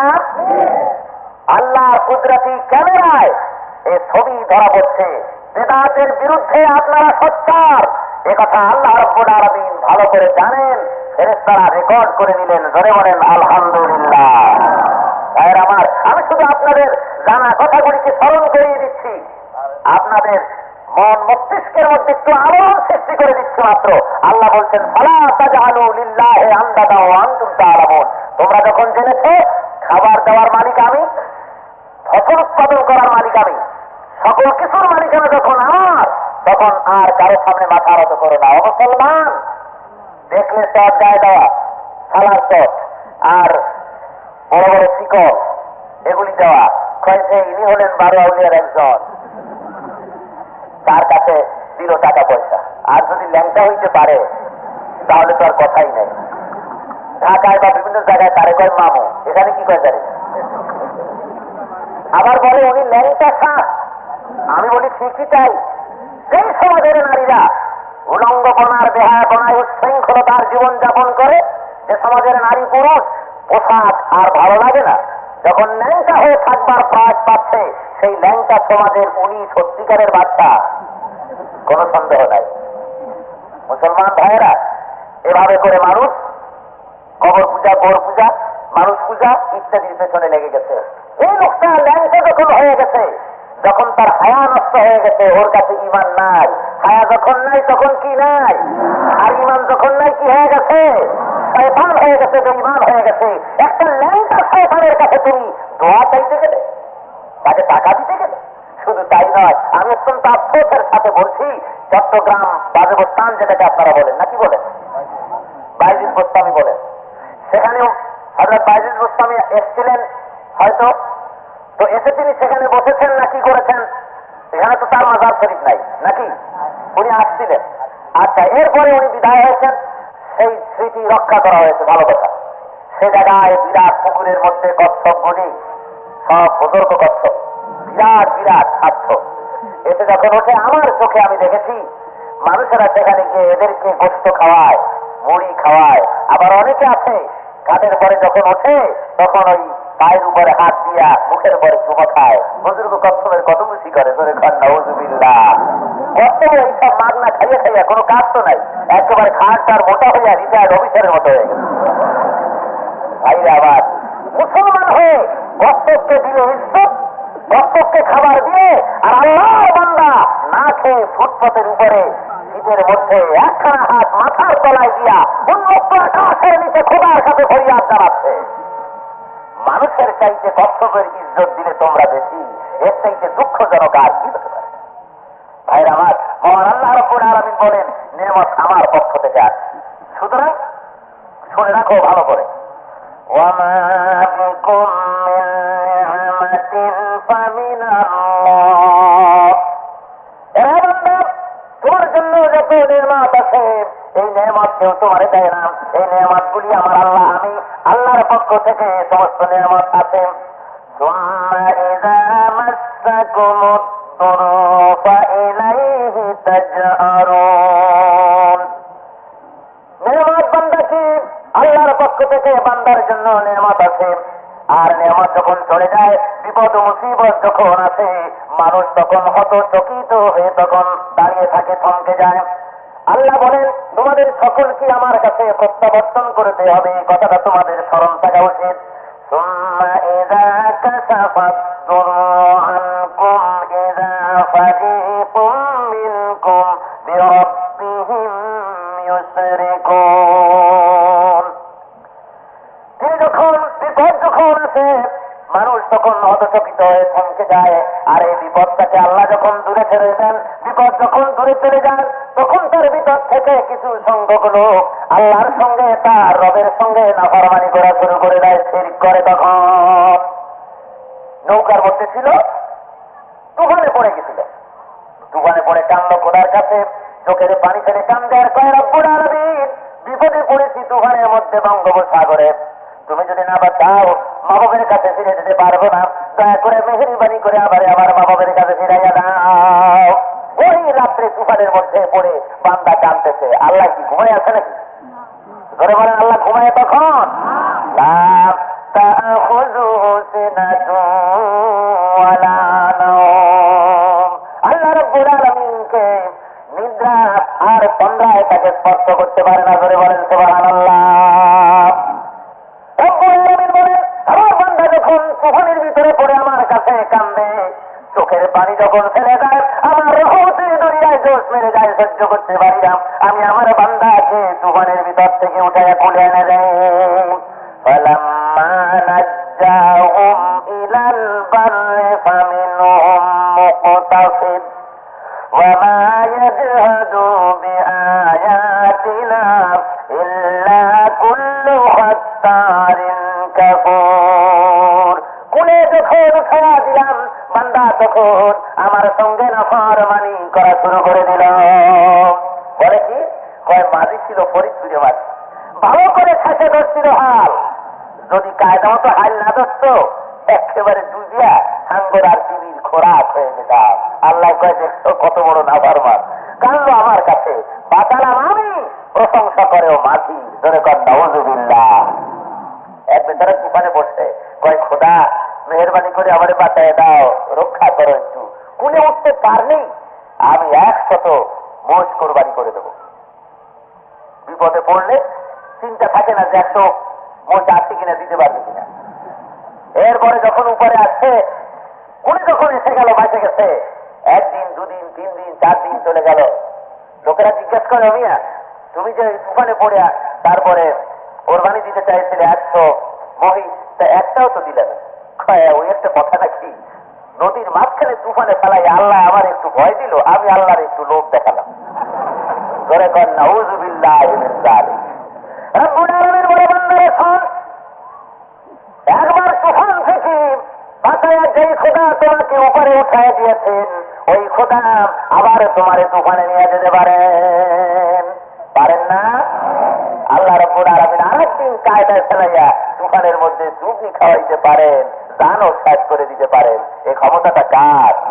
সুতরাং প্রশংসা করো আল্লাহর, গুণকীর্তন করো আল্লাহর। আল্লাহ ছাড়া আর কারো কেউ প্রশংসা পাওয়ার হকদার নয়, ইবাদত পাওয়ার হকদার নয়, একমাত্র আল্লাহই পেতে পারেন না। রব্বুল আলামিন এরপরে পরিষ্কার করে আরো শোনান, ওয়ামান আযাল্লু মিম্মান ইয়াদউনা মিন দুনিল্লাহি মান লা ইস্তাজিবু লাহু ইলা ইয়াউমিল কিয়ামাতি ওয়া হুম মান দুআইহিম গাফিলুন। রব্বুল আলামিন বলেন, যে ব্যক্তি আল্লাহকে ত্যাগ করে এমন সত্তাকে, এমন কাউকে ডাকে যে কিয়ামত পর্যন্ত তার ডাকের সাড়া দিতে পারবে না, ওর চাইতে পথভ্রষ্ট, ওর চাইতে গোমরাহ আর কেউ হতে পারে না। তুমি যাদেরকে চাকরি পাওয়ার লোভে, বিপদ থেকে বাঁচার লোভে, অথবা ব্যবসায় লাভবান হওয়ার জন্য, অথবা মামলা মোকদ্দমায় জেতার জন্য, অথবা রোগ মুক্তির জন্য যাদের কাছে গিয়া ডাকাডাকি করো, কিয়ামত পর্যন্ত যদি ডাকতে থাকো, তোমার ডাকের জবাব ওরা দিতে পারবে না। ধরে বলেন সুবহানাল্লাহ। আল্লাহ সাফ করে বলছেন, জবাব তারা দিতে পারবে না। আমারে ডাকো, প্রাণ ভরে কাঁদো, আর আমার কাছে দোয়া করো। রব্বুল আলামিন পরিষ্কার করে বলছেন, শুনে রাখো, ওয়াল্লাযীনা তাদউনা মিন দুনিল্লাহি লা ইয়াস্তাতিউনা নাসরাকুম ওয়ালা আনফুসাহুম ইয়ানসুরুন। আমার বাদ দিয়ে তাদেরকে ডাকো, মূর্তিগুলিকে যে ডাকাডাকি করো, এই হাজারো যদি তোমরা ডাকতে থাকো, ওরা নিজের উপকার করতে পারে না, তোমাদের উপকার করতে পারবে না। সুতরাং তোমরা এই পূজাটা সব বাদ দাও, আমার কাছে চাও। ওলি আল্লাহর মাজারে যাওয়া নিষেধ নয়। কি বলে, নিষেধ নাকি? নিশ্চয়ই নয়। ওলি আল্লাহ, আল্লাহর মাহবুব বান্দা যারা, আল্লাহর ওলি যারা, তাদের মাজারে যান। মাজারে যদি যান, সেখানে সূরা ফাতিহা পড়েন, সূরা ইখলাস পড়েন, দরুদ শরীফ পড়েন, আল্লাহর কাছে মোনাজাত করেন। ওনার কাছে কিছু না, যিনি শুয়ে আছেন তার কাছে কিছু চাইবেন না, তাকে ডাকবেনও না, সম্পূর্ণ না যায়। সেখানে দাঁড়ায় আপনি মোনাজাতে বলবেন, রব্বুল আলামিন, আমি যা পড়েছি সরকার তো আলম রহমতুল্লিল আলামিন জনাব মুহাম্মদুর রাসূলুল্লাহ সাল্লাল্লাহু আলাইহি ওয়াসাল্লামের পাকের পরে হাদিয়া পৌঁছে দাও। আল্লাহ, এরপরে যে মাজারের কাছে দাঁড়িয়েছি, খোদা তোমারই মাহবুব বান্দার রুহের পরে সব পৌঁছে দাও। আয় আল্লাহ, তোমার কাছে ফরিয়াদ করি, তোমার এই মাহবুব বান্দা যে কাজ করে তোমার কুরবাত লাভ করেছে, যে কাজ করে তোমার নৈকট্য লাভ করেছে, আয় আল্লাহ ওই ধরনের জীবন যাপন করার মতো তৌফিক আমারে দিয়ে দাও। ধরে বলেন আলহামদুলিল্লাহ। মোনাজাত এরকম হতে হবে, যিনি শোয়া আছেন তাকে লক্ষ্য করে কিচ্ছু বলা যাবে না, শিরক হবে, হারাম হবে। আর এই সমস্ত মাজারের নামে মানত করা জায়েজ নাই, হারাম। আল্লাহ ছাড়া অন্য কারো নামে মানত জায়েজ নাই, মানত হবে সব আল্লাহর নামে। সুতরাং আল্লাহ পরিষ্কার করে বলছেন, ইন্নাল্লাযীনা তাদউনা মিন দুনিল্লাহি ইবাদুন আমসালুকুম ফাদউহুম ফালইস্তাজীবু লাকুম ইন কুনতুম সাদিকিন। আমাকে বাদ দিয়ে তাদেরকে ডাকো, ওরা তোমার মতো আমার গোলাম, আমার বান্দা। তুমি যে মাজারে হাজির হয়েছো, তুমি যেমন আমার বান্দা, সেও আমার বান্দা, সেও আমার গোলাম। সুতরাং আমার কাছে চাও, তাকে যে নিয়ামত আমি দিয়েছি সে নিয়ামত আমি আল্লাহ তোমাকেও দিতে পারি। জোরে বলেন সুবহানাল্লাহ। সুতরাং তার কাছে চেও না, আমার কাছে চাও। রব্বুল আলামিন বলছেন, তাদেরকে দেখে দেখো, তাদেরকে দেখেন, তোমাদের বিশ্বাস যদি সত্য হয় তাহলে দেখি তারা তোমার ডাকের সাড়া দিতে পারে নাকি। ডাকের সাড়া তারা দিতে পারবে না। সুতরাং তাদেরকে দেখো না, ইবাদত হবে খালিস আল্লাহর জন্য। কার জন্য? ফামান কানা ইয়ারজু লিকাআ রাব্বিহ ফালইআমাল আমালান সালিহান। যারা আল্লাহর সাথে, তার রবের সাথে দেখা করতে চায়, তারা যেন আমলে সালেহ করে। আর কি? ওয়ালা ইউশরিক বিইবাদাতি রাব্বিহি আহাদা। আর খোদার ইবাদতের সাথে, রবের দাসত্ব আর গোলামির সাথে কাউকে যেন শরীকে স্থাপন করবে না। খবরদার, একমাত্র দাসত্ব আর গোলামি হবে আমি আল্লাহর। কার হবে গোলামি? বিপদ আপদের জন্য চাইবেন কার কাছে? রোগ মুক্তির জন্য কার কাছে আশা করবেন? মামলা মোকদ্দমা জেতার জন্য কার কাছে? ছেলেমেলে না হলে চাইবেন কার কাছে? জীবনের ভাগ্য উন্নয়নের জন্য চাইবেন কার কাছে? এত উদ্দেশ্যে মাজারে টাকা পয়সা দেওয়া, মাজারের কাছে গিয়ে চিন্তায় পড়ে থাকা, এগুলি করবেন? যারা বলেন করবেন, আল্লাহর সামনে হাত উঠায় দেখেন, আমরা শিরক করব না। হাত উঠান, যারা বলেন নারায়ে তাকবীর, হাত করে রাখেন। রব্বুল আলামিন তোমার তাওহীদী মুসলিম জনতার হাতগুলি কবুল করে নাও আল্লাহ। হাত নামান, আল্লাহ আপনাদের হাত যেন কবুল করেন। জোরে বলেন আমিন, আরো জোরে বলেন আমিন। শুধু মাদার পূজারী, কোর পূজারী, দরগা পূজারীর ধরনের তাদের পয়সা করির কমতি হবে বলে নানা ধরনের কথা আপনাদের সামনে পেশ করতে পারে। আল্লাহর কসম, যেটা আমি বলেছি, যা বললাম সেটা কোরআন শরীফের আয়াত থেকে বলেছি, আল্লাহর কালাম থেকে বলেছি। আল্লাহ রাব্বুল আলামিন এর উপরে আমাকে এবং সমস্ত মুসলমানদেরকে ঈমান আনার, এই পথে চলার তৌফিক দান করুন। জোরে বলেন আমিন, আরো জোরে বলেন আমিন। ভাইরা আমার, এরপরে রব্বুল আলামিন অন্য প্রসঙ্গ তুলছেন। তোমরা যখন এতগুলি কথা জানলে, তো খবরদার আমার প্রতিপক্ষ কাউকে বাড়াবে না। একটু আল্লাহর নামের জিকির করুন। আল্লাহ আল্লাহ আল্লাহ লা ইলাহা ইল্লাহু, আল্লাহ আল্লাহ আল্লাহ লা ইলাহা ইল্লাহু, আল্লাহ আল্লাহ আল্লাহ। মোহাম্মদের সাথে জোরে সরে পড়ে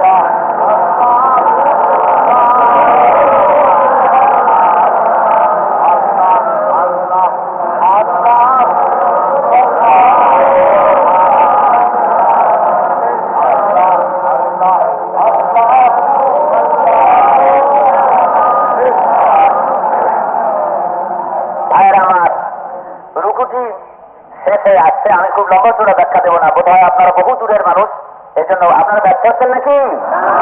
তাড়াতাড়ি শেষ করছি, মেহরবানি করে মাঝখান থেকে হাঁটবেন না। আর আমি আজকে আপনাদের নোটিশে এনে দিলাম, অনুগ্রহ করে মাঝখান থেকে হাঁটার বদভ্যাস যাদের, দয়া করে অনুগ্রহ করে মেহরবানি করে মাহফিলের এক পাশে বসবেন। কালকে এবং তার পরের দিন মাঝখান থেকে একটা মুসলমানকে যেন আমরা হাঁটতে দেখি না। কি বলেন, ঠিক না বন্ধুগণ? এরপরে আল্লাহ অন্য প্রসঙ্গ তুলছেন। إن كنتم في ريب مما نزلنا على عبدنا فأتوا بسورة من مثله وادعوا شهداءكم من دون الله إن كنتم صادقين। আমি আমার বান্দার করে যে কিতাব নাজিল করেছি, কোন কিতাব? কোরআন শরীফ। জোরে বলেন, কোন কিতাব? কোরআন শরীফ।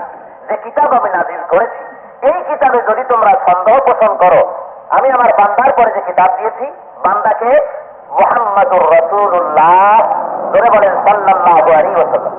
মাঝখানে আরেকটা কথা মনে পড়ে গেল, মুহাম্মদ সাল্লাল্লাহু আলাইহি ওয়াসাল্লাম এই নাম শোনার সাথে সাথে আমি লক্ষ্য করেছি আপনারা হাত মুখে লাগাইয়া তারপরে চোখে লাগান। এটা কিন্তু সুন্নত নয়, এটা এটা সাহাবায়ে কেরামরা, বুজুর্গানে দ্বীন যারা ছিলেন, ওলামায়ে মুতাকাদ্দিমিন, ওলামায়ে মুতাআখিরিন, কাউকে দিয়ে এটা সবুত নাই।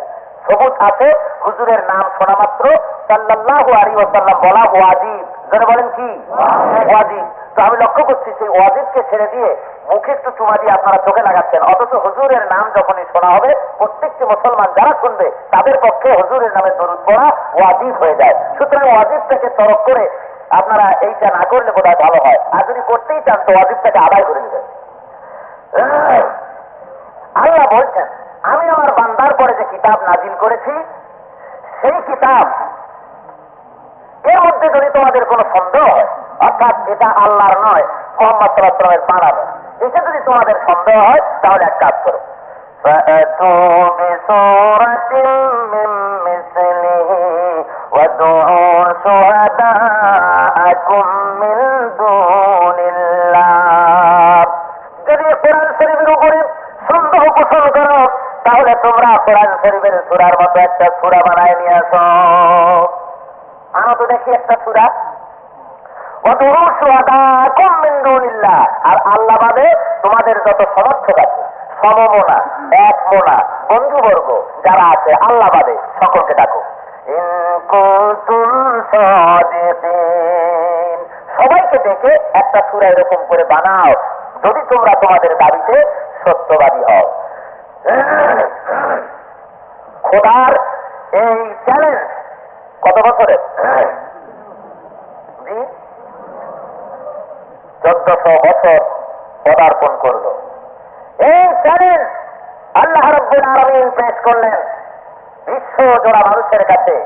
কারো তো আলো তো দেখি 1400 বছর পার হয়ে যাওয়ার পথে কই আজ পর্যন্ত কোরআনের সূরার মতো করে একটা সূরা কেউ বানাইতে পারছে?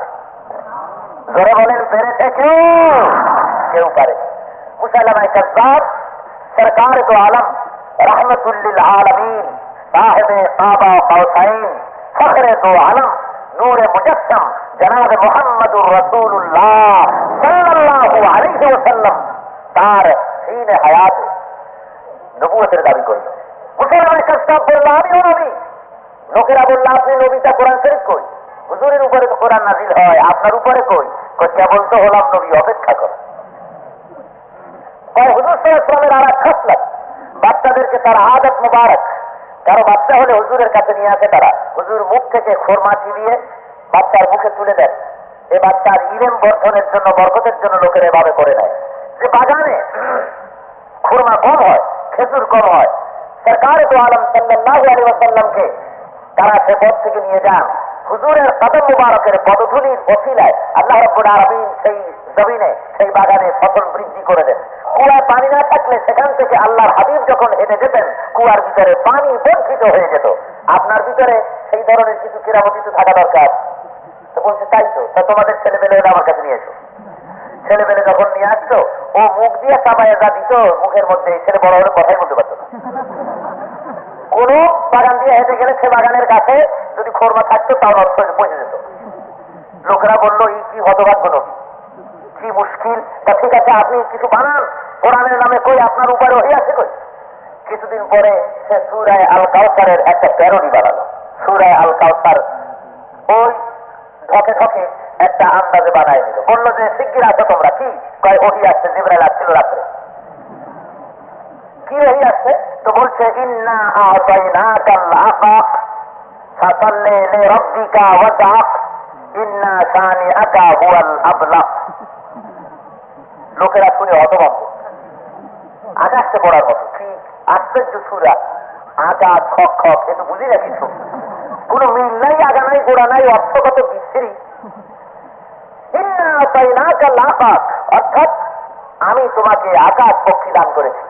ফাসাল্লি লিরাব্বিকা ওয়াজআক, সুতরাং তোমার রবের উদ্দেশ্যে তুমি চিৎকার করো, নামাজ পড়ো আর চিৎকার করো। তোমার শত্রু শ্বেত এবং কৃষ্ণ বর্ণের হবে। কি বলেন, এর কোন আগা পাশা আছে? সূরা কাউসারের প্যারোডি বানায়।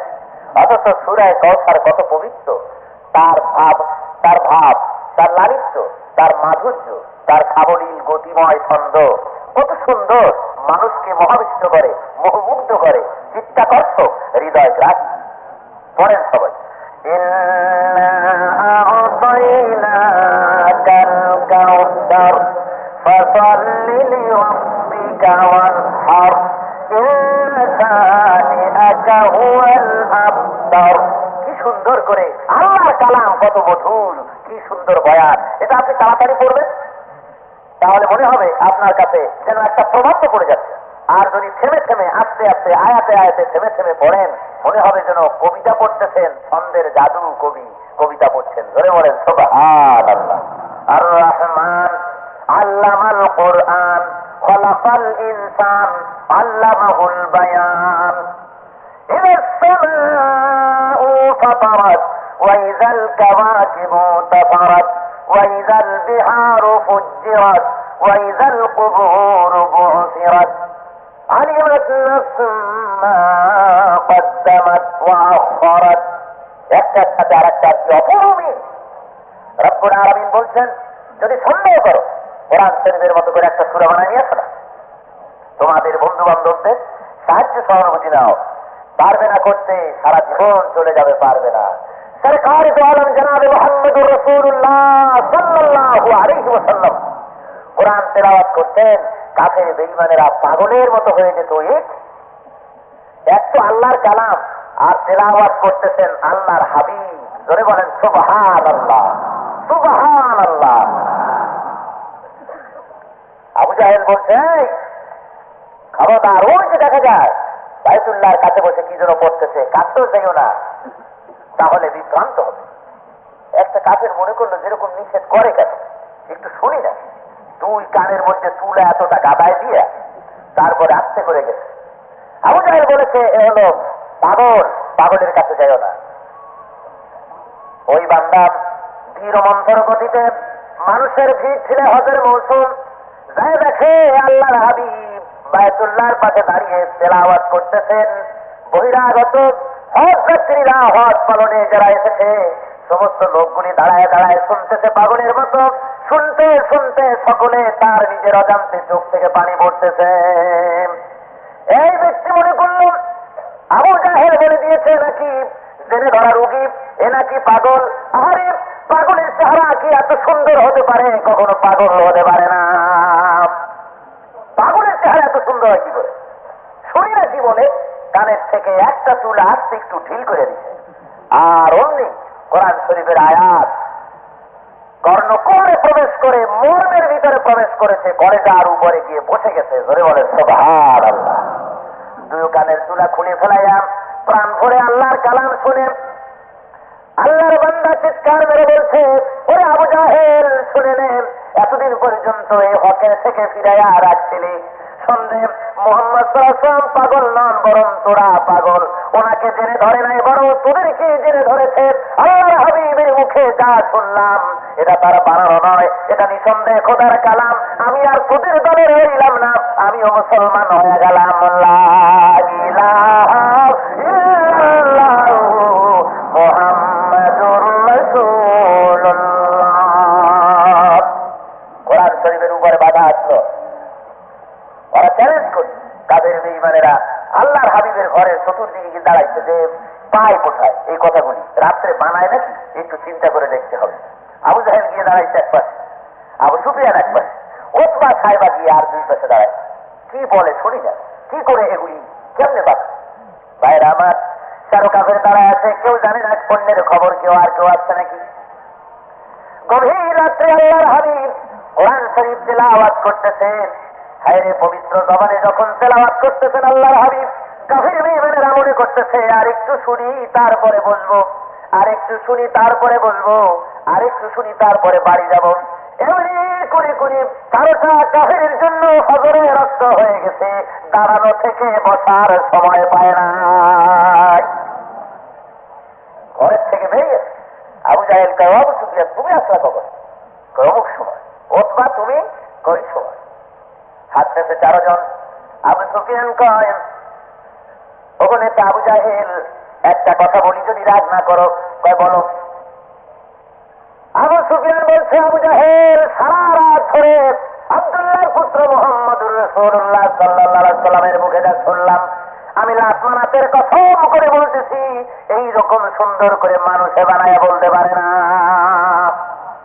বেশক কোন ঐশ্বরিক জিনিস হবে, মানুষের বানানো না। আবু জাহেল বলছে, দেখো আমারও এরকম মনে হয়, কিন্তু খবরদার ফারদার এমন কথা যেন আর মুখে উচ্চারণ করো না। হাত দাও, তওবা করো, কোরআন শরীফ শুনতে এখানে আর আসবে না, ঠিক আছে? সবাই তওবা করে চলে গেল। সন্ধ্যা আসছে, আবু সুফিয়ান ভাবছে, ওরে বাবা যা শুনছি রাত্রে, আবু জাহেল নিজেই তওবা করেছে, ভালো হয়েছে, ও আর আসবে না। ওতবা সাহেবার মন খুব দুর্বল, ওরাও আসবে না, আমি মজা করে সারা রাত আজকে ধরবো।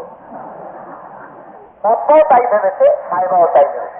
ওদিকে আবু জাহেল ভাবছে, ওরা যখন আমার হাতে হাত দিয়ে তওবা করছে, বয়সটা কেউ আসবে না, আমি একা আজকে মজা করে চলছে। ভাইরা আমার, যারা বাধা দিল গোষ্ঠী শুদ্ধ সব চলে এলো আল্লাহর নবীর ঘরের চতুর্দিকে দাঁড়ায় গেছে। আবু জাহেল জানে না আবু সুফিয়ান আসছে, আবু সুফিয়ান জানে না ওতবা সাহেবা এসেছে, যার যার জায়গায় দাঁড়ায় গেছে। আল্লাহর হাবিব তার পবিত্র জবানে মহান আল্লাহর কালাম পড়া শুরু করেছেন। কোরআন শরীফ শুনতে শুনতে এদের পায়ের তলার মাটি যেন খসে যেতে চায়। ওরা মনে করে আর একটু পরে বসি, আর একটু পরে বাড়ি যাই। এমনি করে করে আবার গত রাত্রের মতো ফজরে রক্ত হয়ে গেল প্রায়। একটা কাফেরও দাঁড়ানো থেকে বসার সময় পেল না। আবু সুফিয়ান ভাবলো আর দাঁড়ানো ঠিক না, ফজর হয়ে আসছে, মন তো এখনো চায় না আরেকটু দাঁড়াই। কিন্তু না, আবু জাহেল যদি দেখে তাহলে আমি যে নেতা, আমার নেতাগিরি ছুটাই দেবে, সাংঘাতিক বদমেজাজি নেতা, দৌড় দেওয়া লাগে। আবু সুফিয়ান দৌড় দিচ্ছে। এদিকে আবু জাহেল মনে করছে সর্বনাশ, ফজরটা হয়ে আসলো, আমি না তওবা পড়াইছিলাম, ওরা বলবে দেখো তওবা পড়াইয়ে নিজেই সেই কাজ করে, কাজে আমার দৌড় দেওয়া দরকার। এই উদ্দেশ্যে দৌড়ায় গিয়া আবু সুফিয়ান আবু জাহেল দুজনে অ্যাক্সিডেন্ট করছে। কেন আসলে বলো? আবু সুফিয়ান বলছে, মিয়া সাহেব মাতব্বরি একটু কম করো, তুমি আসলে কেন সেই কৈফিয়তটা আগে দাও, তুমি যে কারণে এসেছো আমাকেও সেই কারণে জেনে এনেছে এখানে। ভাইরা আমার, আল্লাহ রাব্বুল আলামিন বলেন, এরপরে কাফির বেঈমানেরা একত্রিত হয়ে বলল, আবু জাহেল বলল, দেখো এইভাবে করে তওবা পড়ায় মানুষ ফিরানো যাবে না, আইন পাস করতে হবে জাতীয় পরিষদে, সংসদ ভবনে সংসদ সদস্যদেরকে দাওয়াত দিয়া যে সিদ্ধান্ত নিল একটু আগে বিশ্বাস ওনার মুখে আপনারা শুনেছেন, কাফেররা সিদ্ধান্ত নিল, ক্বালাল্লাযীনা কাফারু লা তাসমাউ লিহাযাল কুরআনি ওয়ালগু ফীহি লাআল্লাকুম তাগলিবুন। কাফেররা সিদ্ধান্ত নিল, খবরদার কোরআন শরীফ শুনবে না কেউ, কোরআন শরীফ যেখানে পড়বে শোরগোল বাজাও, তালিয়া বাজাও, চিৎকার করো, হট্টগোল করো, ডিস্টারবেন্স ক্রিয়েট করো, যাতে করে কোরআন কেউ না শোনে। এটার ভিতরেই তোমরা জয়যুক্ত হতে পারবে। কোরআন যদি শোনে, তোমরা যদি শুনতে পারো বা লোকেরা যদি শুনতে পায়, তাহলে আমাদের জারি জুরি আর চলবে না। সুতরাং কোরআন শোনার পথকে বন্ধ করে দাও। ভাইরা আমার, ওরা চাইল কোরআন শোনার পথ বন্ধ করবে। আল্লাহ এটাকে বলেন ইউরিদুনা লিইউতফিউ নূরাল্লাহি বিআফওয়াহিহিম ওয়াল্লাহু মুতিম্মু নূরিহি ওয়ালাউ কারিহাল কাফিরুন। কাফির বেঈমান যারা তারা চায় আল্লাহর নূরকে আর আল্লাহর আলোকে নিভিয়ে দেবে।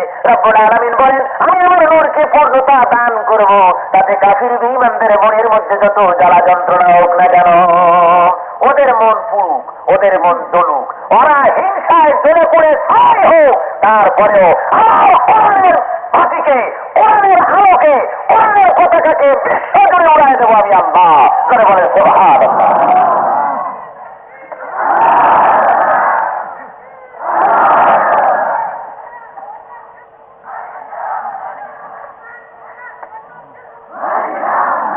রব্বুল আলামিন বলেন বান্দারে শোনো, আফালা ইয়াতাদাব্বারুনাল কুরআন।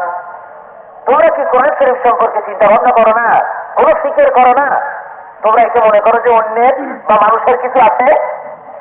ওয়ালাউ কানা মিন ইনদি গায়রিল্লাহি লাওয়াজাদু ফীহি ইখতিলাফান কাসীরা। ভালো করে শুনে নাও, এইটা যদি আল্লাহ অন্য কারো পক্ষ থেকে আসতো, তাহলে কোরআন শরীফের মধ্যে স্ববিরোধী কথা তোমরা পেতে, যথেষ্ট ইখতিলাফের মধ্যে পেতে, মতবিরোধ পেতে, স্ববিরোধী কথা পেতে। কিন্তু কই, কোরআন শরীফের মধ্যে স্ববিরোধী কথা, ইখতিলাফ, কোন একটার সাথে আরেকটার টক্কর লাগতেছে, এই ধরনের কোন কথা কোরআন শরীফের মধ্যে আছে? ধরে বলেন আছে?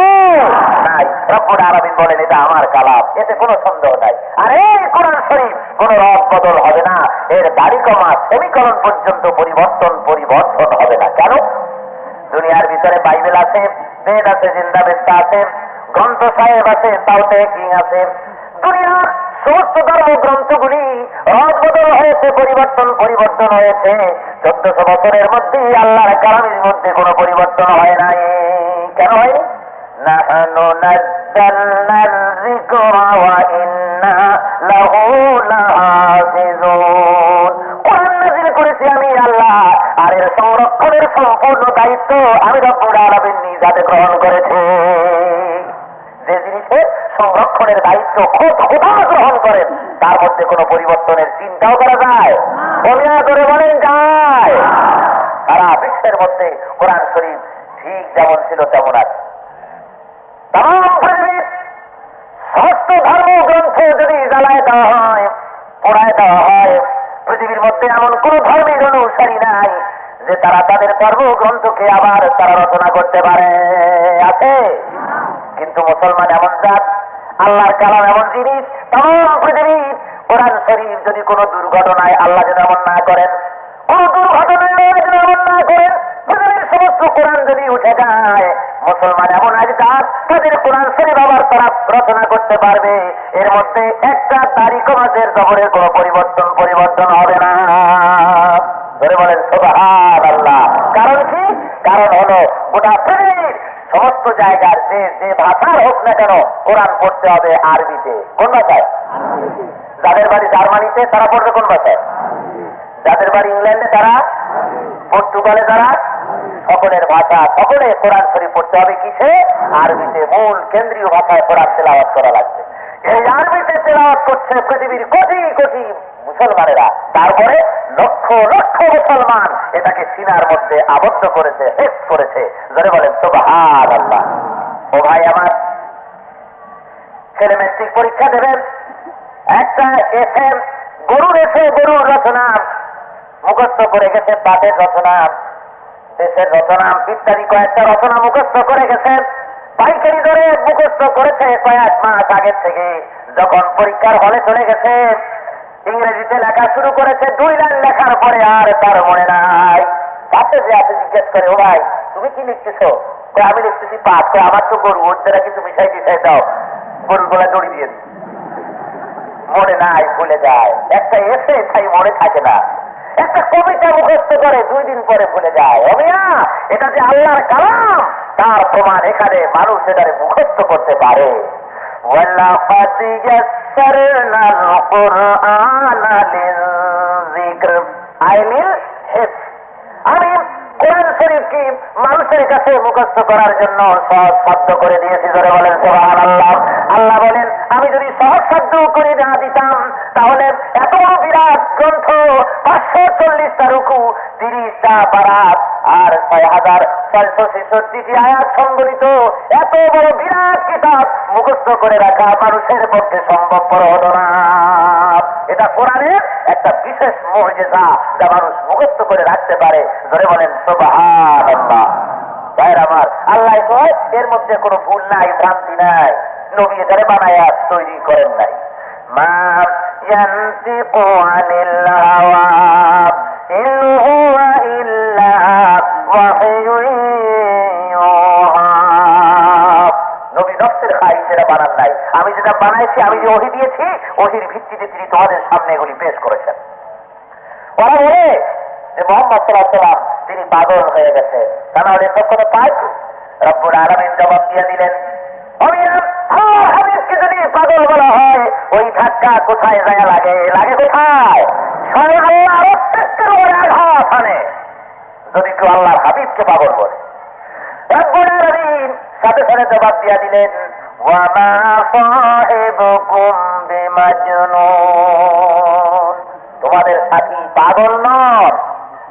কারা পাগল? ধরা পড়বে কে পাগল, কে পাগল নয়। ওরা বলল, পাগল যদি না হয় তাহলে ভ্রষ্ট হয়ে গেছে, গুমরাহ হয়ে গেছে। রব্বুল আলামিন বলেন, মা দাল্লা সাহিবুকুম ওয়া মা গাওয়া। তোমাদের সাথী ভ্রষ্ট হননি, তিনি পাগল হননি, পথভ্রষ্ট হননি। খবরদার এমন কথা তোমরা বলো না। কোরআন শরীফ এটা কি? এটা তার বানানো নয়। এটা কি শোনো, ওয়া মা হুয়া ইল্লা যিকরুন লিল আলামিন। সবাই বলেন, ওয়া মা হুয়া ইল্লা যিকরুন লিল আলামিন। এটা तमाम জাহানের করেনওয়ালা আল্লাহ রাব্বুল আলামিনের বাণী, তার উপদেশ গ্রন্থ গোটা বিশ্ববাসীর জন্য। ধরে বলেন সুবহানাল্লাহ। সুতরাং ও মানুষেরা, তোমরা যেন খবরদার এই কোরআন শরীফকে ভুল বুঝো না। যদি মনে করো এটার মধ্যে ভুল আছে বান্দার বানানো, তাহলে এক কাজ করো, এর মতো করে একটা সূরা বানাও। فَإِن لَّمْ تَفْعَلُوا وَلَن تَفْعَلُوا فَاتَّقُوا النَّارَ الَّتِي وَقُودُهَا النَّاسُ وَالْحِجَارَةُ أُعِدَّتْ لِلْكَافِرِينَ। যদি তোমরা তা না করো, আর কখনোই তোমরা তা করতে পারবে না। কি করতে পারবে না? কোরআনের মতো করে আয়াত রচনা করতে পারবে না। কি বলেন, পারবে? তা যদি না পারো তাহলে জাহান্নামের কঠিন শাস্তি থেকে নিজেদেরকে বাঁচাও, রক্ষা করো। যেই জাহান্নাম মানুষ আর পাথর যার ইন্ধন, আর যেগুলিকে মহাসত্যের অস্বীকারীদের জন্য আবাসস্থল বানিয়ে রাখা হয়েছে জাহান্নাম। সেই জাহান্নামের ভয় করো। রব্বুল আলামিনের পরে বলছেন, প্রসঙ্গ আরেকটি আছে, ওয়াবাশশিরিল লাযীনা আমানু ওয়া আমিলুস সালিহাতি আন্না লাহুম জান্নাতিন তাজরি মিন তাহতিহাল আনহার। ও নবী, খোঁজখবরি দেন, সুসংবাদ দেন তাদেরকে যারা কোরআন শরীফের এই সব কথা মেনে ও আমিলুস সালিহাত মানার পরে নিজেদের জীবনকে সংশোধন করেছে। জোরে বলেন সুবহানাল্লাহ, জোরে বলেন আলহামদুলিল্লাহ। নবী সুসংবাদ দেন, খোঁজখবরি দেন তাদেরকে যারা কোরআনের এসব কথা মেনে নিয়ে জীবনকে সংশোধন করেছে, আমলে সালেহ করেছে। ও নবী, আমি তাদের জন্য এমন জায়গা রেখে দিয়েছি, আন্না লাহুম জান্নাতিন তাজরি মিন তাহতিহাল আনহার। এমন বাগিচা তাদের জন্য রেখে দিয়েছি যার নিচের থেকে শত নহর আর ঝর্ণা প্রবাহিত। সুন্দর জায়গা আমি করে রেখেছি তাদের জন্য। আর সেখানে কি হবে? كلما رزقوا منها من ثمرة رزقا قالوا هذا الذي رزقنا من قبل وأوتوا به متشابها ولهم فيها أزواج مطهرة وهم فيها خالدون রব্বুল আলামিন বলেন যে এই জান্নাতের ভিতরে তাদেরকে যখনই কোনো ফল খেতে দেওয়া হবে, আর এই ফলগুলি দেওয়া হবে তাদের পরিচিত ফল। এই পরিচিত ফল যখন তাদেরকে দেওয়া হবে খেতে, তখন তারা এগুলি হাতে পেয়ে ওরা বলবে যে এই ধরনের ফল তো আমাদেরকে আগেই দেওয়া হতো, দুনিয়ার ময়দানেও এই রকমের ফল আমরা খেয়েছি। তো দুনিয়ায় যেটা খেয়েছে অর্থাৎ কলা, আম, কমলা লেবু, আপেল, আঙ্গুর, দুনিয়ায় যে ফলগুলি খেয়েছে এই ফলগুলি আল্লাহ বলেন উতু বিহি মুতাশাবিহা, কিয়ামতের দিন বেহেশতের মধ্যে এই সব ফলই তাদের দেওয়া হবে। তো আপনাদের চিন্তা হতে পারে যে এই সমস্ত কলা, বেল, তাল এই যদি খাওয়াবে তাহলে আর বেহেশতের দরকার, কিন্তু আমরা এই জায়গায় খাই। ভাইরা আমার, এটা সেখানে যে স্বাদ হবে সে স্বাদের কথা কোন মানুষ কল্পনা করতে পারে না। ধরে বলেন সুবহানাল্লাহ। এখন আসুন, এক রকমের ফল দেওয়া হবে কেন? কারণ হলো এই বেহেশত হলো আরামের জায়গা। বেহেশত কিসের জায়গা? যেখানে কোন রকমের চিন্তা থাকবে না, দুঃখ থাকবে না, কোনো টেনশন থাকবে না, কোনো অ্যাংজাইটিস থাকবে না, কোনো চিন্তাধারা কোনো জিনিসে তাকে বিব্রত করবে না। বেহেশতের কাইফিয়াত হলোই। এখন বেহেশতের ভিতরে আপনাকে যদি অপরিচিত ফল দেওয়া হয় তাহলে এটা কি ছিলে খাবেন, না কাজে খাবেন, না তাবায় খাবেন, না গোলায় খাবেন, না মাথায় দেবেন? কি বলেন, মানুষ হয়রান হয়ে যাবে না? এমনি দুই একটা পার্টিতে মানুষ যখন যায় তাদের সকল জায়গায় বড় বড় পার্টিতে দেওয়ার অভ্যাস নাই। ভালো ভালো খাবার যখন আসে তখন তামসার ছুরি নিয়ে এদিক ওদিক তাকায়, উনি কেমনে খান, উনি কেমনে খান, কি জানি কোন জায়গায় ফোর্স দিয়ে আবার কোন বিপদে পড়ি, ঠিক না? আল্লাহ চান না তার সম্মানিত মেহমানরা আল্লাহর জান্নাতের ভেতরে বিব্রত হোক, এটা আল্লাহ চান না। সুতরাং পৃথিবীতে যেমন ফল দেওয়া হয়েছিল ঠিক ওই ফলই লক্ষ কোটি গুণ বেশি স্বাদ যুক্ত করে হাদিয়া স্বরূপ আপনার সামনে পেশ করা হবে। জোরে বলেন আলহামদুলিল্লাহ। রব্বুল আলামিন, তোমার জান্নাতের ওই নিয়ামতে উজমা আমাদেরকে তুমি দান করো, এনায়েত করো, আমাদেরও কিসমত দিও। জোরে বলেন আমিন। ভাইরা আমার, রব্বুল আলামিন আরো বলছেন ওখানে আরো কি দেওয়া হবে? সে জায়গায় দেওয়া হবে আজওয়াজুম মুতাহহারা, সেখানে পবিত্র স্ত্রী তোমাদের জন্য রাখা হয়েছে। পবিত্র নারী সেখানে থাকবে, পবিত্র স্ত্রী দেওয়া হবে।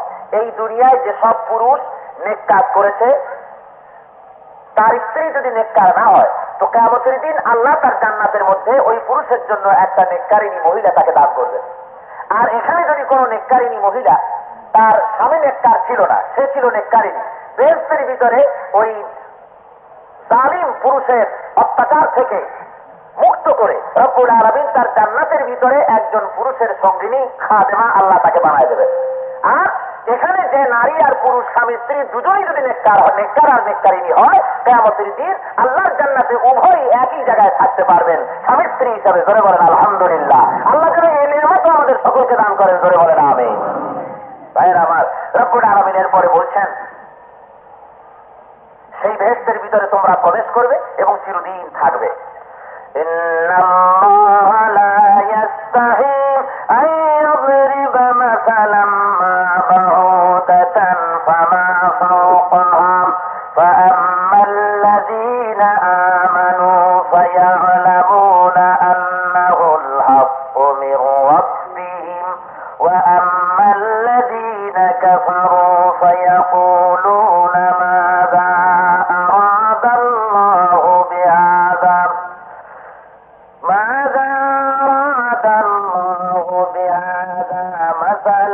يضل به كثيرا ويهدي به كثيرا।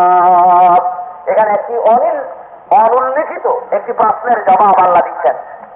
প্রশ্নটা আসে নাই, কিন্তু আল্লাহ একটা অনুল্লিখিত একটি প্রশ্নের জবাব এখানে দিচ্ছেন। এখানে প্রশ্নটা আসে নাই, আগে হয়ে গেছে প্রশ্ন, সেই প্রশ্নের জবাব এখানে দিচ্ছেন। কি? লোকেরা বলতো যে আল্লাহ রাব্বুল আলামিন এই মশামাছির কথা কোরআন শরীফের মধ্যে এটা যদি আল্লাহর কালামই সত্য হবে তো তার ভিতরে মশামাছি এর তুলনা, এর দৃষ্টান্ত আল্লাহ কেন দেন? রব্বুল আলামিন ওই প্রশ্নের জবাব, এখানে প্রশ্নটা নাই কিন্তু অনুল্লেখিত প্রশ্নের এই জবাবে আল্লাহ বলছেন নিশ্চয়ই আল্লাহ রব্বুল আলামিন তিনি মশা অথবা তার চাইতেও কোনো নিকৃষ্ট ছোটখাটো কোনো প্রাণীর দৃষ্টান্ত দিতে আদৌ লজ্জাবোধ করেন না।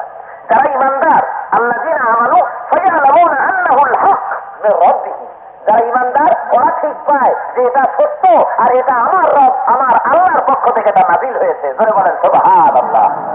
সত্য যারা চায় সত্যের দ্বার তাদের জন্য উন্মুক্ত হয়ে যায়। জোরে বলেন আলহামদুলিল্লাহ। আর যারা সত্যকে অস্বীকার করে তাদের অবস্থা وَأَمَّا الَّذِينَ كَفَرُوا فَيَقُولُونَ مَاذَا أَرَادَ اللَّهُ بِهَذَا مَثَلًا بِهَذَا বলছে যে যারা নাকি মহাসত্যের অস্বীকারী ওরা বলে যে আল্লাহর কালামের সাথে খোদার বাণীর সাথে এই সব দৃষ্টান্তের দরকার থাকে, এগুলোর কি দরকার, এর সম্পর্ক কি, খোদার কালামের সাথে মশামাছির দৃষ্টান্তের যোগসূত্র কি, এটার প্রয়োজন কি?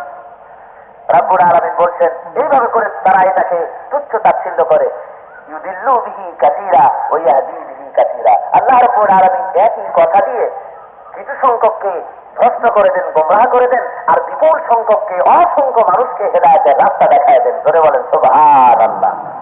তাহলে এর অর্থ কি? আল্লাহ নিজেই কিছু লোককে গোমরাহ করলেন তাই? নাউযুবিল্লাহি মিন যালিক, এমনটি নয়। ওই লোকগুলি গোমরাহ হয় তাদের কথা আল্লাহ বলছেন ওমা ইউদিল্লু বিহি ইল্লাল ফাসিকিন, একমাত্র ফাসিক ছাড়া কেউ গোমরাহ হয় না। যারা নাকি মহাসত্যকে অস্বীকার করেছে, মেনে নিতে রাজি হয়নি, এরাই একমাত্র এই ফাসিকগুলি এই সমস্ত দৃষ্টান্ত মানতে পারে না, গ্রহণ করতে পারে না, মহাসত্যকে অস্বীকার করে, তাই তারা গোমরাহ হয়ে যায়। আর যারা মানে তাদের কিসমতে হেদায়েত নসিব হয়। الذين ينقضون عهد الله من بعد ميثاقه ويقطعون ما أمر الله به أن يوصل ويفسدون في الأرض أولئك هم الخاسرون. الله الله الله لا إله إلا هو. الله الله الله لا إله إلا هو. الله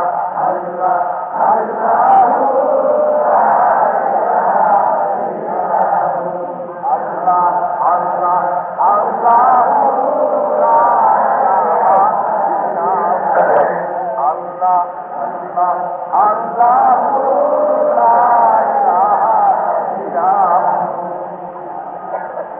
যারা খোদার সাথে প্রতিশ্রুতি বদ্ধ হওয়ার পর, খোদার সাথে ওয়াদাবদ্ধ হওয়ার পর সেই ওয়াদাকে, সেই প্রতিশ্রুতিকে যারা ভঙ্গ করে তাদের জন্য ওয়ায়াকতাউনা মা আমারাল্লাহ, আল্লাহ যেগুলোকে ওয়ায়াকতাউনা মা আমারাল্লাহু বিহি আন ইউসালা, যে জিনিসকে আল্লাহ সংযুক্ত রেখেছেন সেই সংযুক্ত যাকে রাখতে বলেছেন সেইটাকে বিচ্ছিন্ন তারা করে দেয়। ওয়ায়ুফসিদুনা ফিল আরদ, আর যারা জমিনের উপরে বিপর্যয়ের সৃষ্টি করেন, উলাইকা হুমুল খাসিরুন, এরা হলো ক্ষতিগ্রস্ত। আল্লাহর সাথে প্রতিশ্রুতিবদ্ধ হওয়ার অর্থ কি? রব্বুল আলামিন মানুষের কাছ থেকে ওয়াদা নিয়েছিলেন আলাস্তু বিরাব্বিকুম, আমি কি তোমাদের প্রভু নই? তখন সবাই বলেছিল ক্বালু বালা, হ্যাঁ আপনি আমাদের প্রভু। আল্লাহর সাথে ওয়াদাবদ্ধ হওয়ার পর সেই ওয়াদাকে যারা ভঙ্গ করে, আল্লাহ মানুষকে যেসব জিনিসের সাথে সংযুক্ত রক্ষা করতে বলেছেন ব্যক্তি, পরিবার, সমাজ, রাষ্ট্র, আন্তর্জাতিক ক্ষেত্রে, সেগুলিকে ধ্বংস করে সেই সম্পর্ককে যারা বিচ্ছিন্ন করে, আল্লাহ বলছেন তারা ক্ষতিগ্রস্ত। كيف تكفرون بالله وكنتم أمواتا فأحياكم ثم يميتكم ثم يحييكم ثم إليه ترجعون. كيف تكفرون بالله, বান্দা কেমন করে নাশকরি করো, কেমন করে নাফরমানি করো তোমার সেই আল্লাহর সাথে, যিনি তুমি ছিলে প্রাণহীন, যে খোদা তোমাকে প্রাণ দান করলেন, জীবন দান করলেন, এই খোদা আবার তোমাকে মৃত্যু করবেন, মৃত্যু থেকে আবার জিন্দা করবেন, সুম্মা ইলাইহি তুরজাউন, এরপরে তোমাদেরকে, তোমাদের সকলকে আল্লাহর কাছে প্রত্যাবর্তন করা লাগবে। সেই খোদার সাথে কি করে নাফরমানি করো, প্রাণ প্রাণহীন ছিলে তুমি, তোমাকে প্রাণ দান করেছেন, তোমাকে আবার মৃত্যু করবেন, আবার জিন্দা করবেন। আমরা মানুষকে কবরে রেখে এই কথাই বলি, কি বলেন তাই না? মিনহা খলাকনাকুম, বলেন সবাই, মিনহা খলাকনাকুম ওয়া ফিহা নুঈদুকুম ওয়া মিনহা নুখরিজুকুম তারাতান উখরা। এই মাটির দ্বারা সৃষ্টি হয়েছিল তুমি, মাটির ভিতরে রেখে গেলাম, এখান থেকে আল্লাহ আবার তোমাদেরকে উঠাবেন, কোনো সন্দেহ তাতে নাই। সুতরাং মানুষ নিষ্প্রাণ ছিল, আল্লাহ প্রাণ দিলেন, প্রাণহীনকে প্রাণ দিলেন, আবার প্রাণ নিয়ে যাবেন, আবার তিনি পুনরুত্থিত করবেন। সুতরাং সমস্ত শক্তি যখন আল্লাহর, তোমার জীবনটা যার হাতের মুঠায়, যার কুদরতি হাতের মুঠায়, সেই খোদার সাথে নাফরমানি কি করে করো? والذي خلق لكم ما في الأرض جميعا ثم استوى إلى السماء فسواهن سبع سماوات وهو بكل شيء عليم। রব্বুল আলামিন বলছেন, সেই আল্লাহই তোমাদের জন্য এই পৃথিবীতে যা কিছু সৃষ্টি করেছেন সব তোমাদের জন্য করেছেন। ধরে বলেন আলহামদুলিল্লাহ।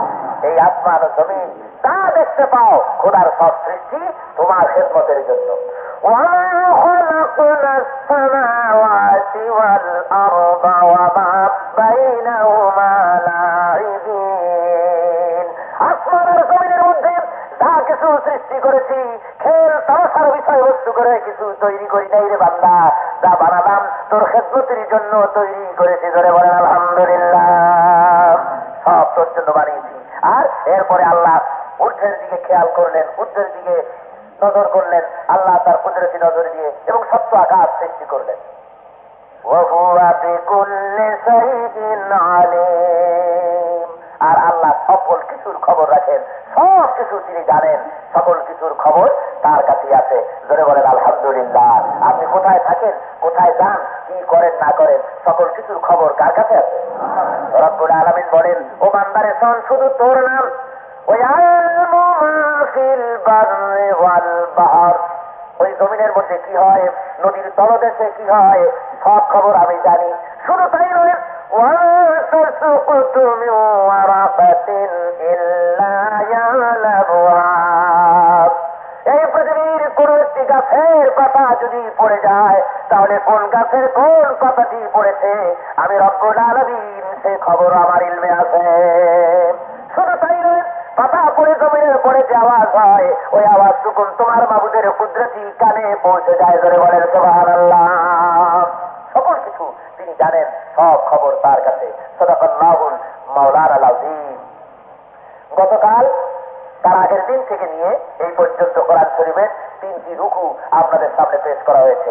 আগামীকাল আরো বিস্তারিত বর্ণনা আসতেছে, এ কোরআন কাদের উপরে এসেছে এবং তাদের দায়িত্ব কি, তাদের কর্তব্য কি, কর্মসূচি সম্পর্কে আলোচনা আছে। আগামীকালকের আকর্ষণীয় আলোচনায় বন্ধু বান্ধব সকলকে নিয়েছে হাজির হবেন। আসুন আল্লাহর হাবিবের শানে সালাম পেশ করি। ইয়া নবী সালামু আলাইকা, ইয়া রাসূল সালামু আলাইকা, ইয়া হাবিব আলাইকা সালাওয়াতুল্লাহ আলাইকা। ঈদের রোজে কি तमन्ना दिल में है यही तराना, वो कैसे मदीना जाना, बेकल है दिले दीवाना। या नबी सलाम अलैका, या रसूल सलाम अलैका, या हबीब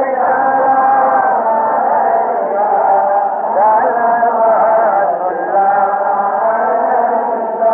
तुम ही असद का बसैया, दुखियारों की दुख सुनैया, सुन ले तू मेरा अफसाना, बेकल है दिले दीवाना।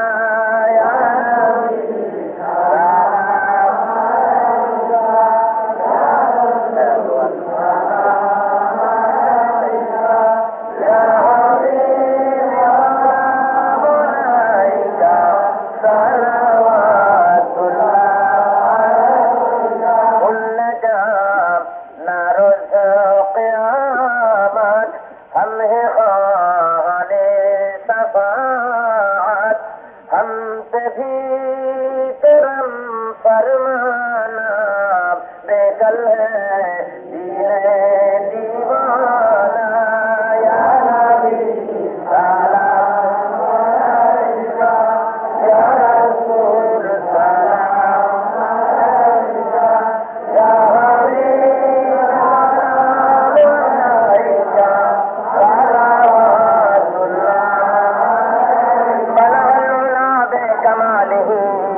كسب الدجى بجماله حسنت جميع خصاله صلوا عليه وآله বসেন সবাই بلغ العلا بكماله كسب الدجى بجماله حسنت جميع خصاله صلوا عليه وآله মুনাজাত হবে।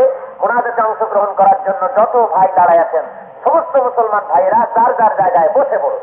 কোন মুসলমান দাঁড়িয়ে থাকবেন না। মুনাজাতের আদব বসে মুনাজাত করা, সবাই বসেন। আর আগামীকাল নিজেদের বন্ধু বান্ধবদের নিয়ে আল্লাহর কোরআনের মাহফিলে হাজির হয়ে যান। আর কয়দিন আছে? এক এক করে করে আল্লাহর নিয়ামত আস্তে আস্তে করে আমরা শুনতে পাচ্ছি। দিনগুলি সরে যাচ্ছে, আর 2 দিন মাত্র এই মাঠে আল্লাহর কালাম শোনা যাবে। তারপর আল্লাহ আবার কত শোনাবেন ইনশাআল্লাহ বলে দিন। আপাতত আর 2 দিন সামনে আমরা পাচ্ছি। সে সমস্ত আলোচনায় অংশগ্রহণ করার জন্য আপনারা সব চলে আসবেন নামাজ শেষে, বা আর এই মুনাজাত শেষে বা জামাত নামাজ পড়বেন। এখন কয়েক ভাইরা আমার, রব্বুল আলামিন আবার ডাক দিয়া বলেন ওয়াহুমিলাতিল আরদু ওয়াল জিবালু ফাদুক্কাতা দাক্কাতান ওয়াহিদা। পাহাড়গুলি উঠালাম, ওই পাহাড় দিয়ে জমিনের সাথে এমন করে ধাক্কা মেরে দেব, সমস্ত জমিন আর পাহাড়গুলি ভেঙে চুরমার হয়ে গিয়া সব বাতাসে উঠতে থাকবে। মানুষেরা হয়রান হয়ে পাগলের মতো দৌড়াবে আর বলবে ইয়াকুলুল ইনসানু ইয়াউমাইযিন আইনাল মাফার। মানুষ পাগলের মতো দৌড়াবে আর বলবে হায় রে, কোথায় পালাবো, কোথায় যাব? মাথার উপরে আকাশ ভেঙে পড়ে, সমুদ্রে আগুন জ্বলে, এদিকে সমস্ত পাহাড় পর্বতগুলি উঠতেছে, বিরাট বিভীষিকাময় দৃশ্য, কোথায় যাব, কোথায় পালাবো? রব্বুল আলামিন দেখে বলবেন কাল্লা লা ওয়াসাব। ভাগবার জায়গা নাই, পালাবার জায়গা নাই, দৌড়বার জায়গা নাই, কোথায় যাবা? ইলা রাব্বিকা ইয়াউমাইযিনিল মুস্তাকার। থাকবার আর কোন রাস্তা নাই, একমাত্র রব্বুল আলামিন তোমার প্রভুর জায়গা ছাড়া কারো জায়গা নাই, আর কোন রাস্তায় নাই, পালাবার কোন পথ নাই, কোথায় যাবে? ভাইরা আমার, রব্বুল আলামিন সাফ করে বলছেন এইভাবে করে আমি এই বিশ্ব ব্যবস্থা পরিসমাপ্তি ঘটিয়ে দেবো। সব ভেঙে ফেলে চুরা হয়ে যাবে, একাকার হয়ে যাবে। বিশ্বাস করেছি না? এই পৃথিবীটাকে তিনি সৃষ্টি করলেন, এই সূর্য আকাশ তিনি শিখেছেন, তিনি এগুলি সব করতে পারবেন। তোমাদেরকে সব মাটির সাথে মিশিয়ে দেওয়া হবে, মাটির সাথে সব মিলে যাবে। কি বলেন, ঠিক না? মানুষকে যখন আমরা কবরে রাখি তখন কি বলি?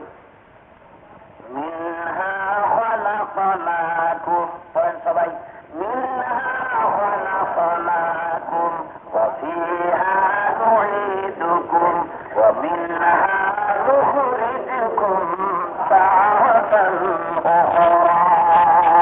এই মাটি দিয়ে তোমাকে সৃষ্টি করা হয়েছিল, এই মাটির মধ্যে তোমার রাখা হলো, আবার এই মাটির ভিতর থেকে তোমাকে বের করা হবে। সব ধ্বংস হয়ে গেল। এরপরে পরকালীন ব্যবস্থা শুরু হলো। পরকালীন ব্যবস্থা শুরু হবে কিয়ামতের ময়দান, হাসরের ময়দান। সমস্ত কিছু মাটির ভিতরে যা ছিল সব উজ্জীবন করে দেবে। এই মাটির মধ্যে কিছু থাকতে পারবে না, সব উপরে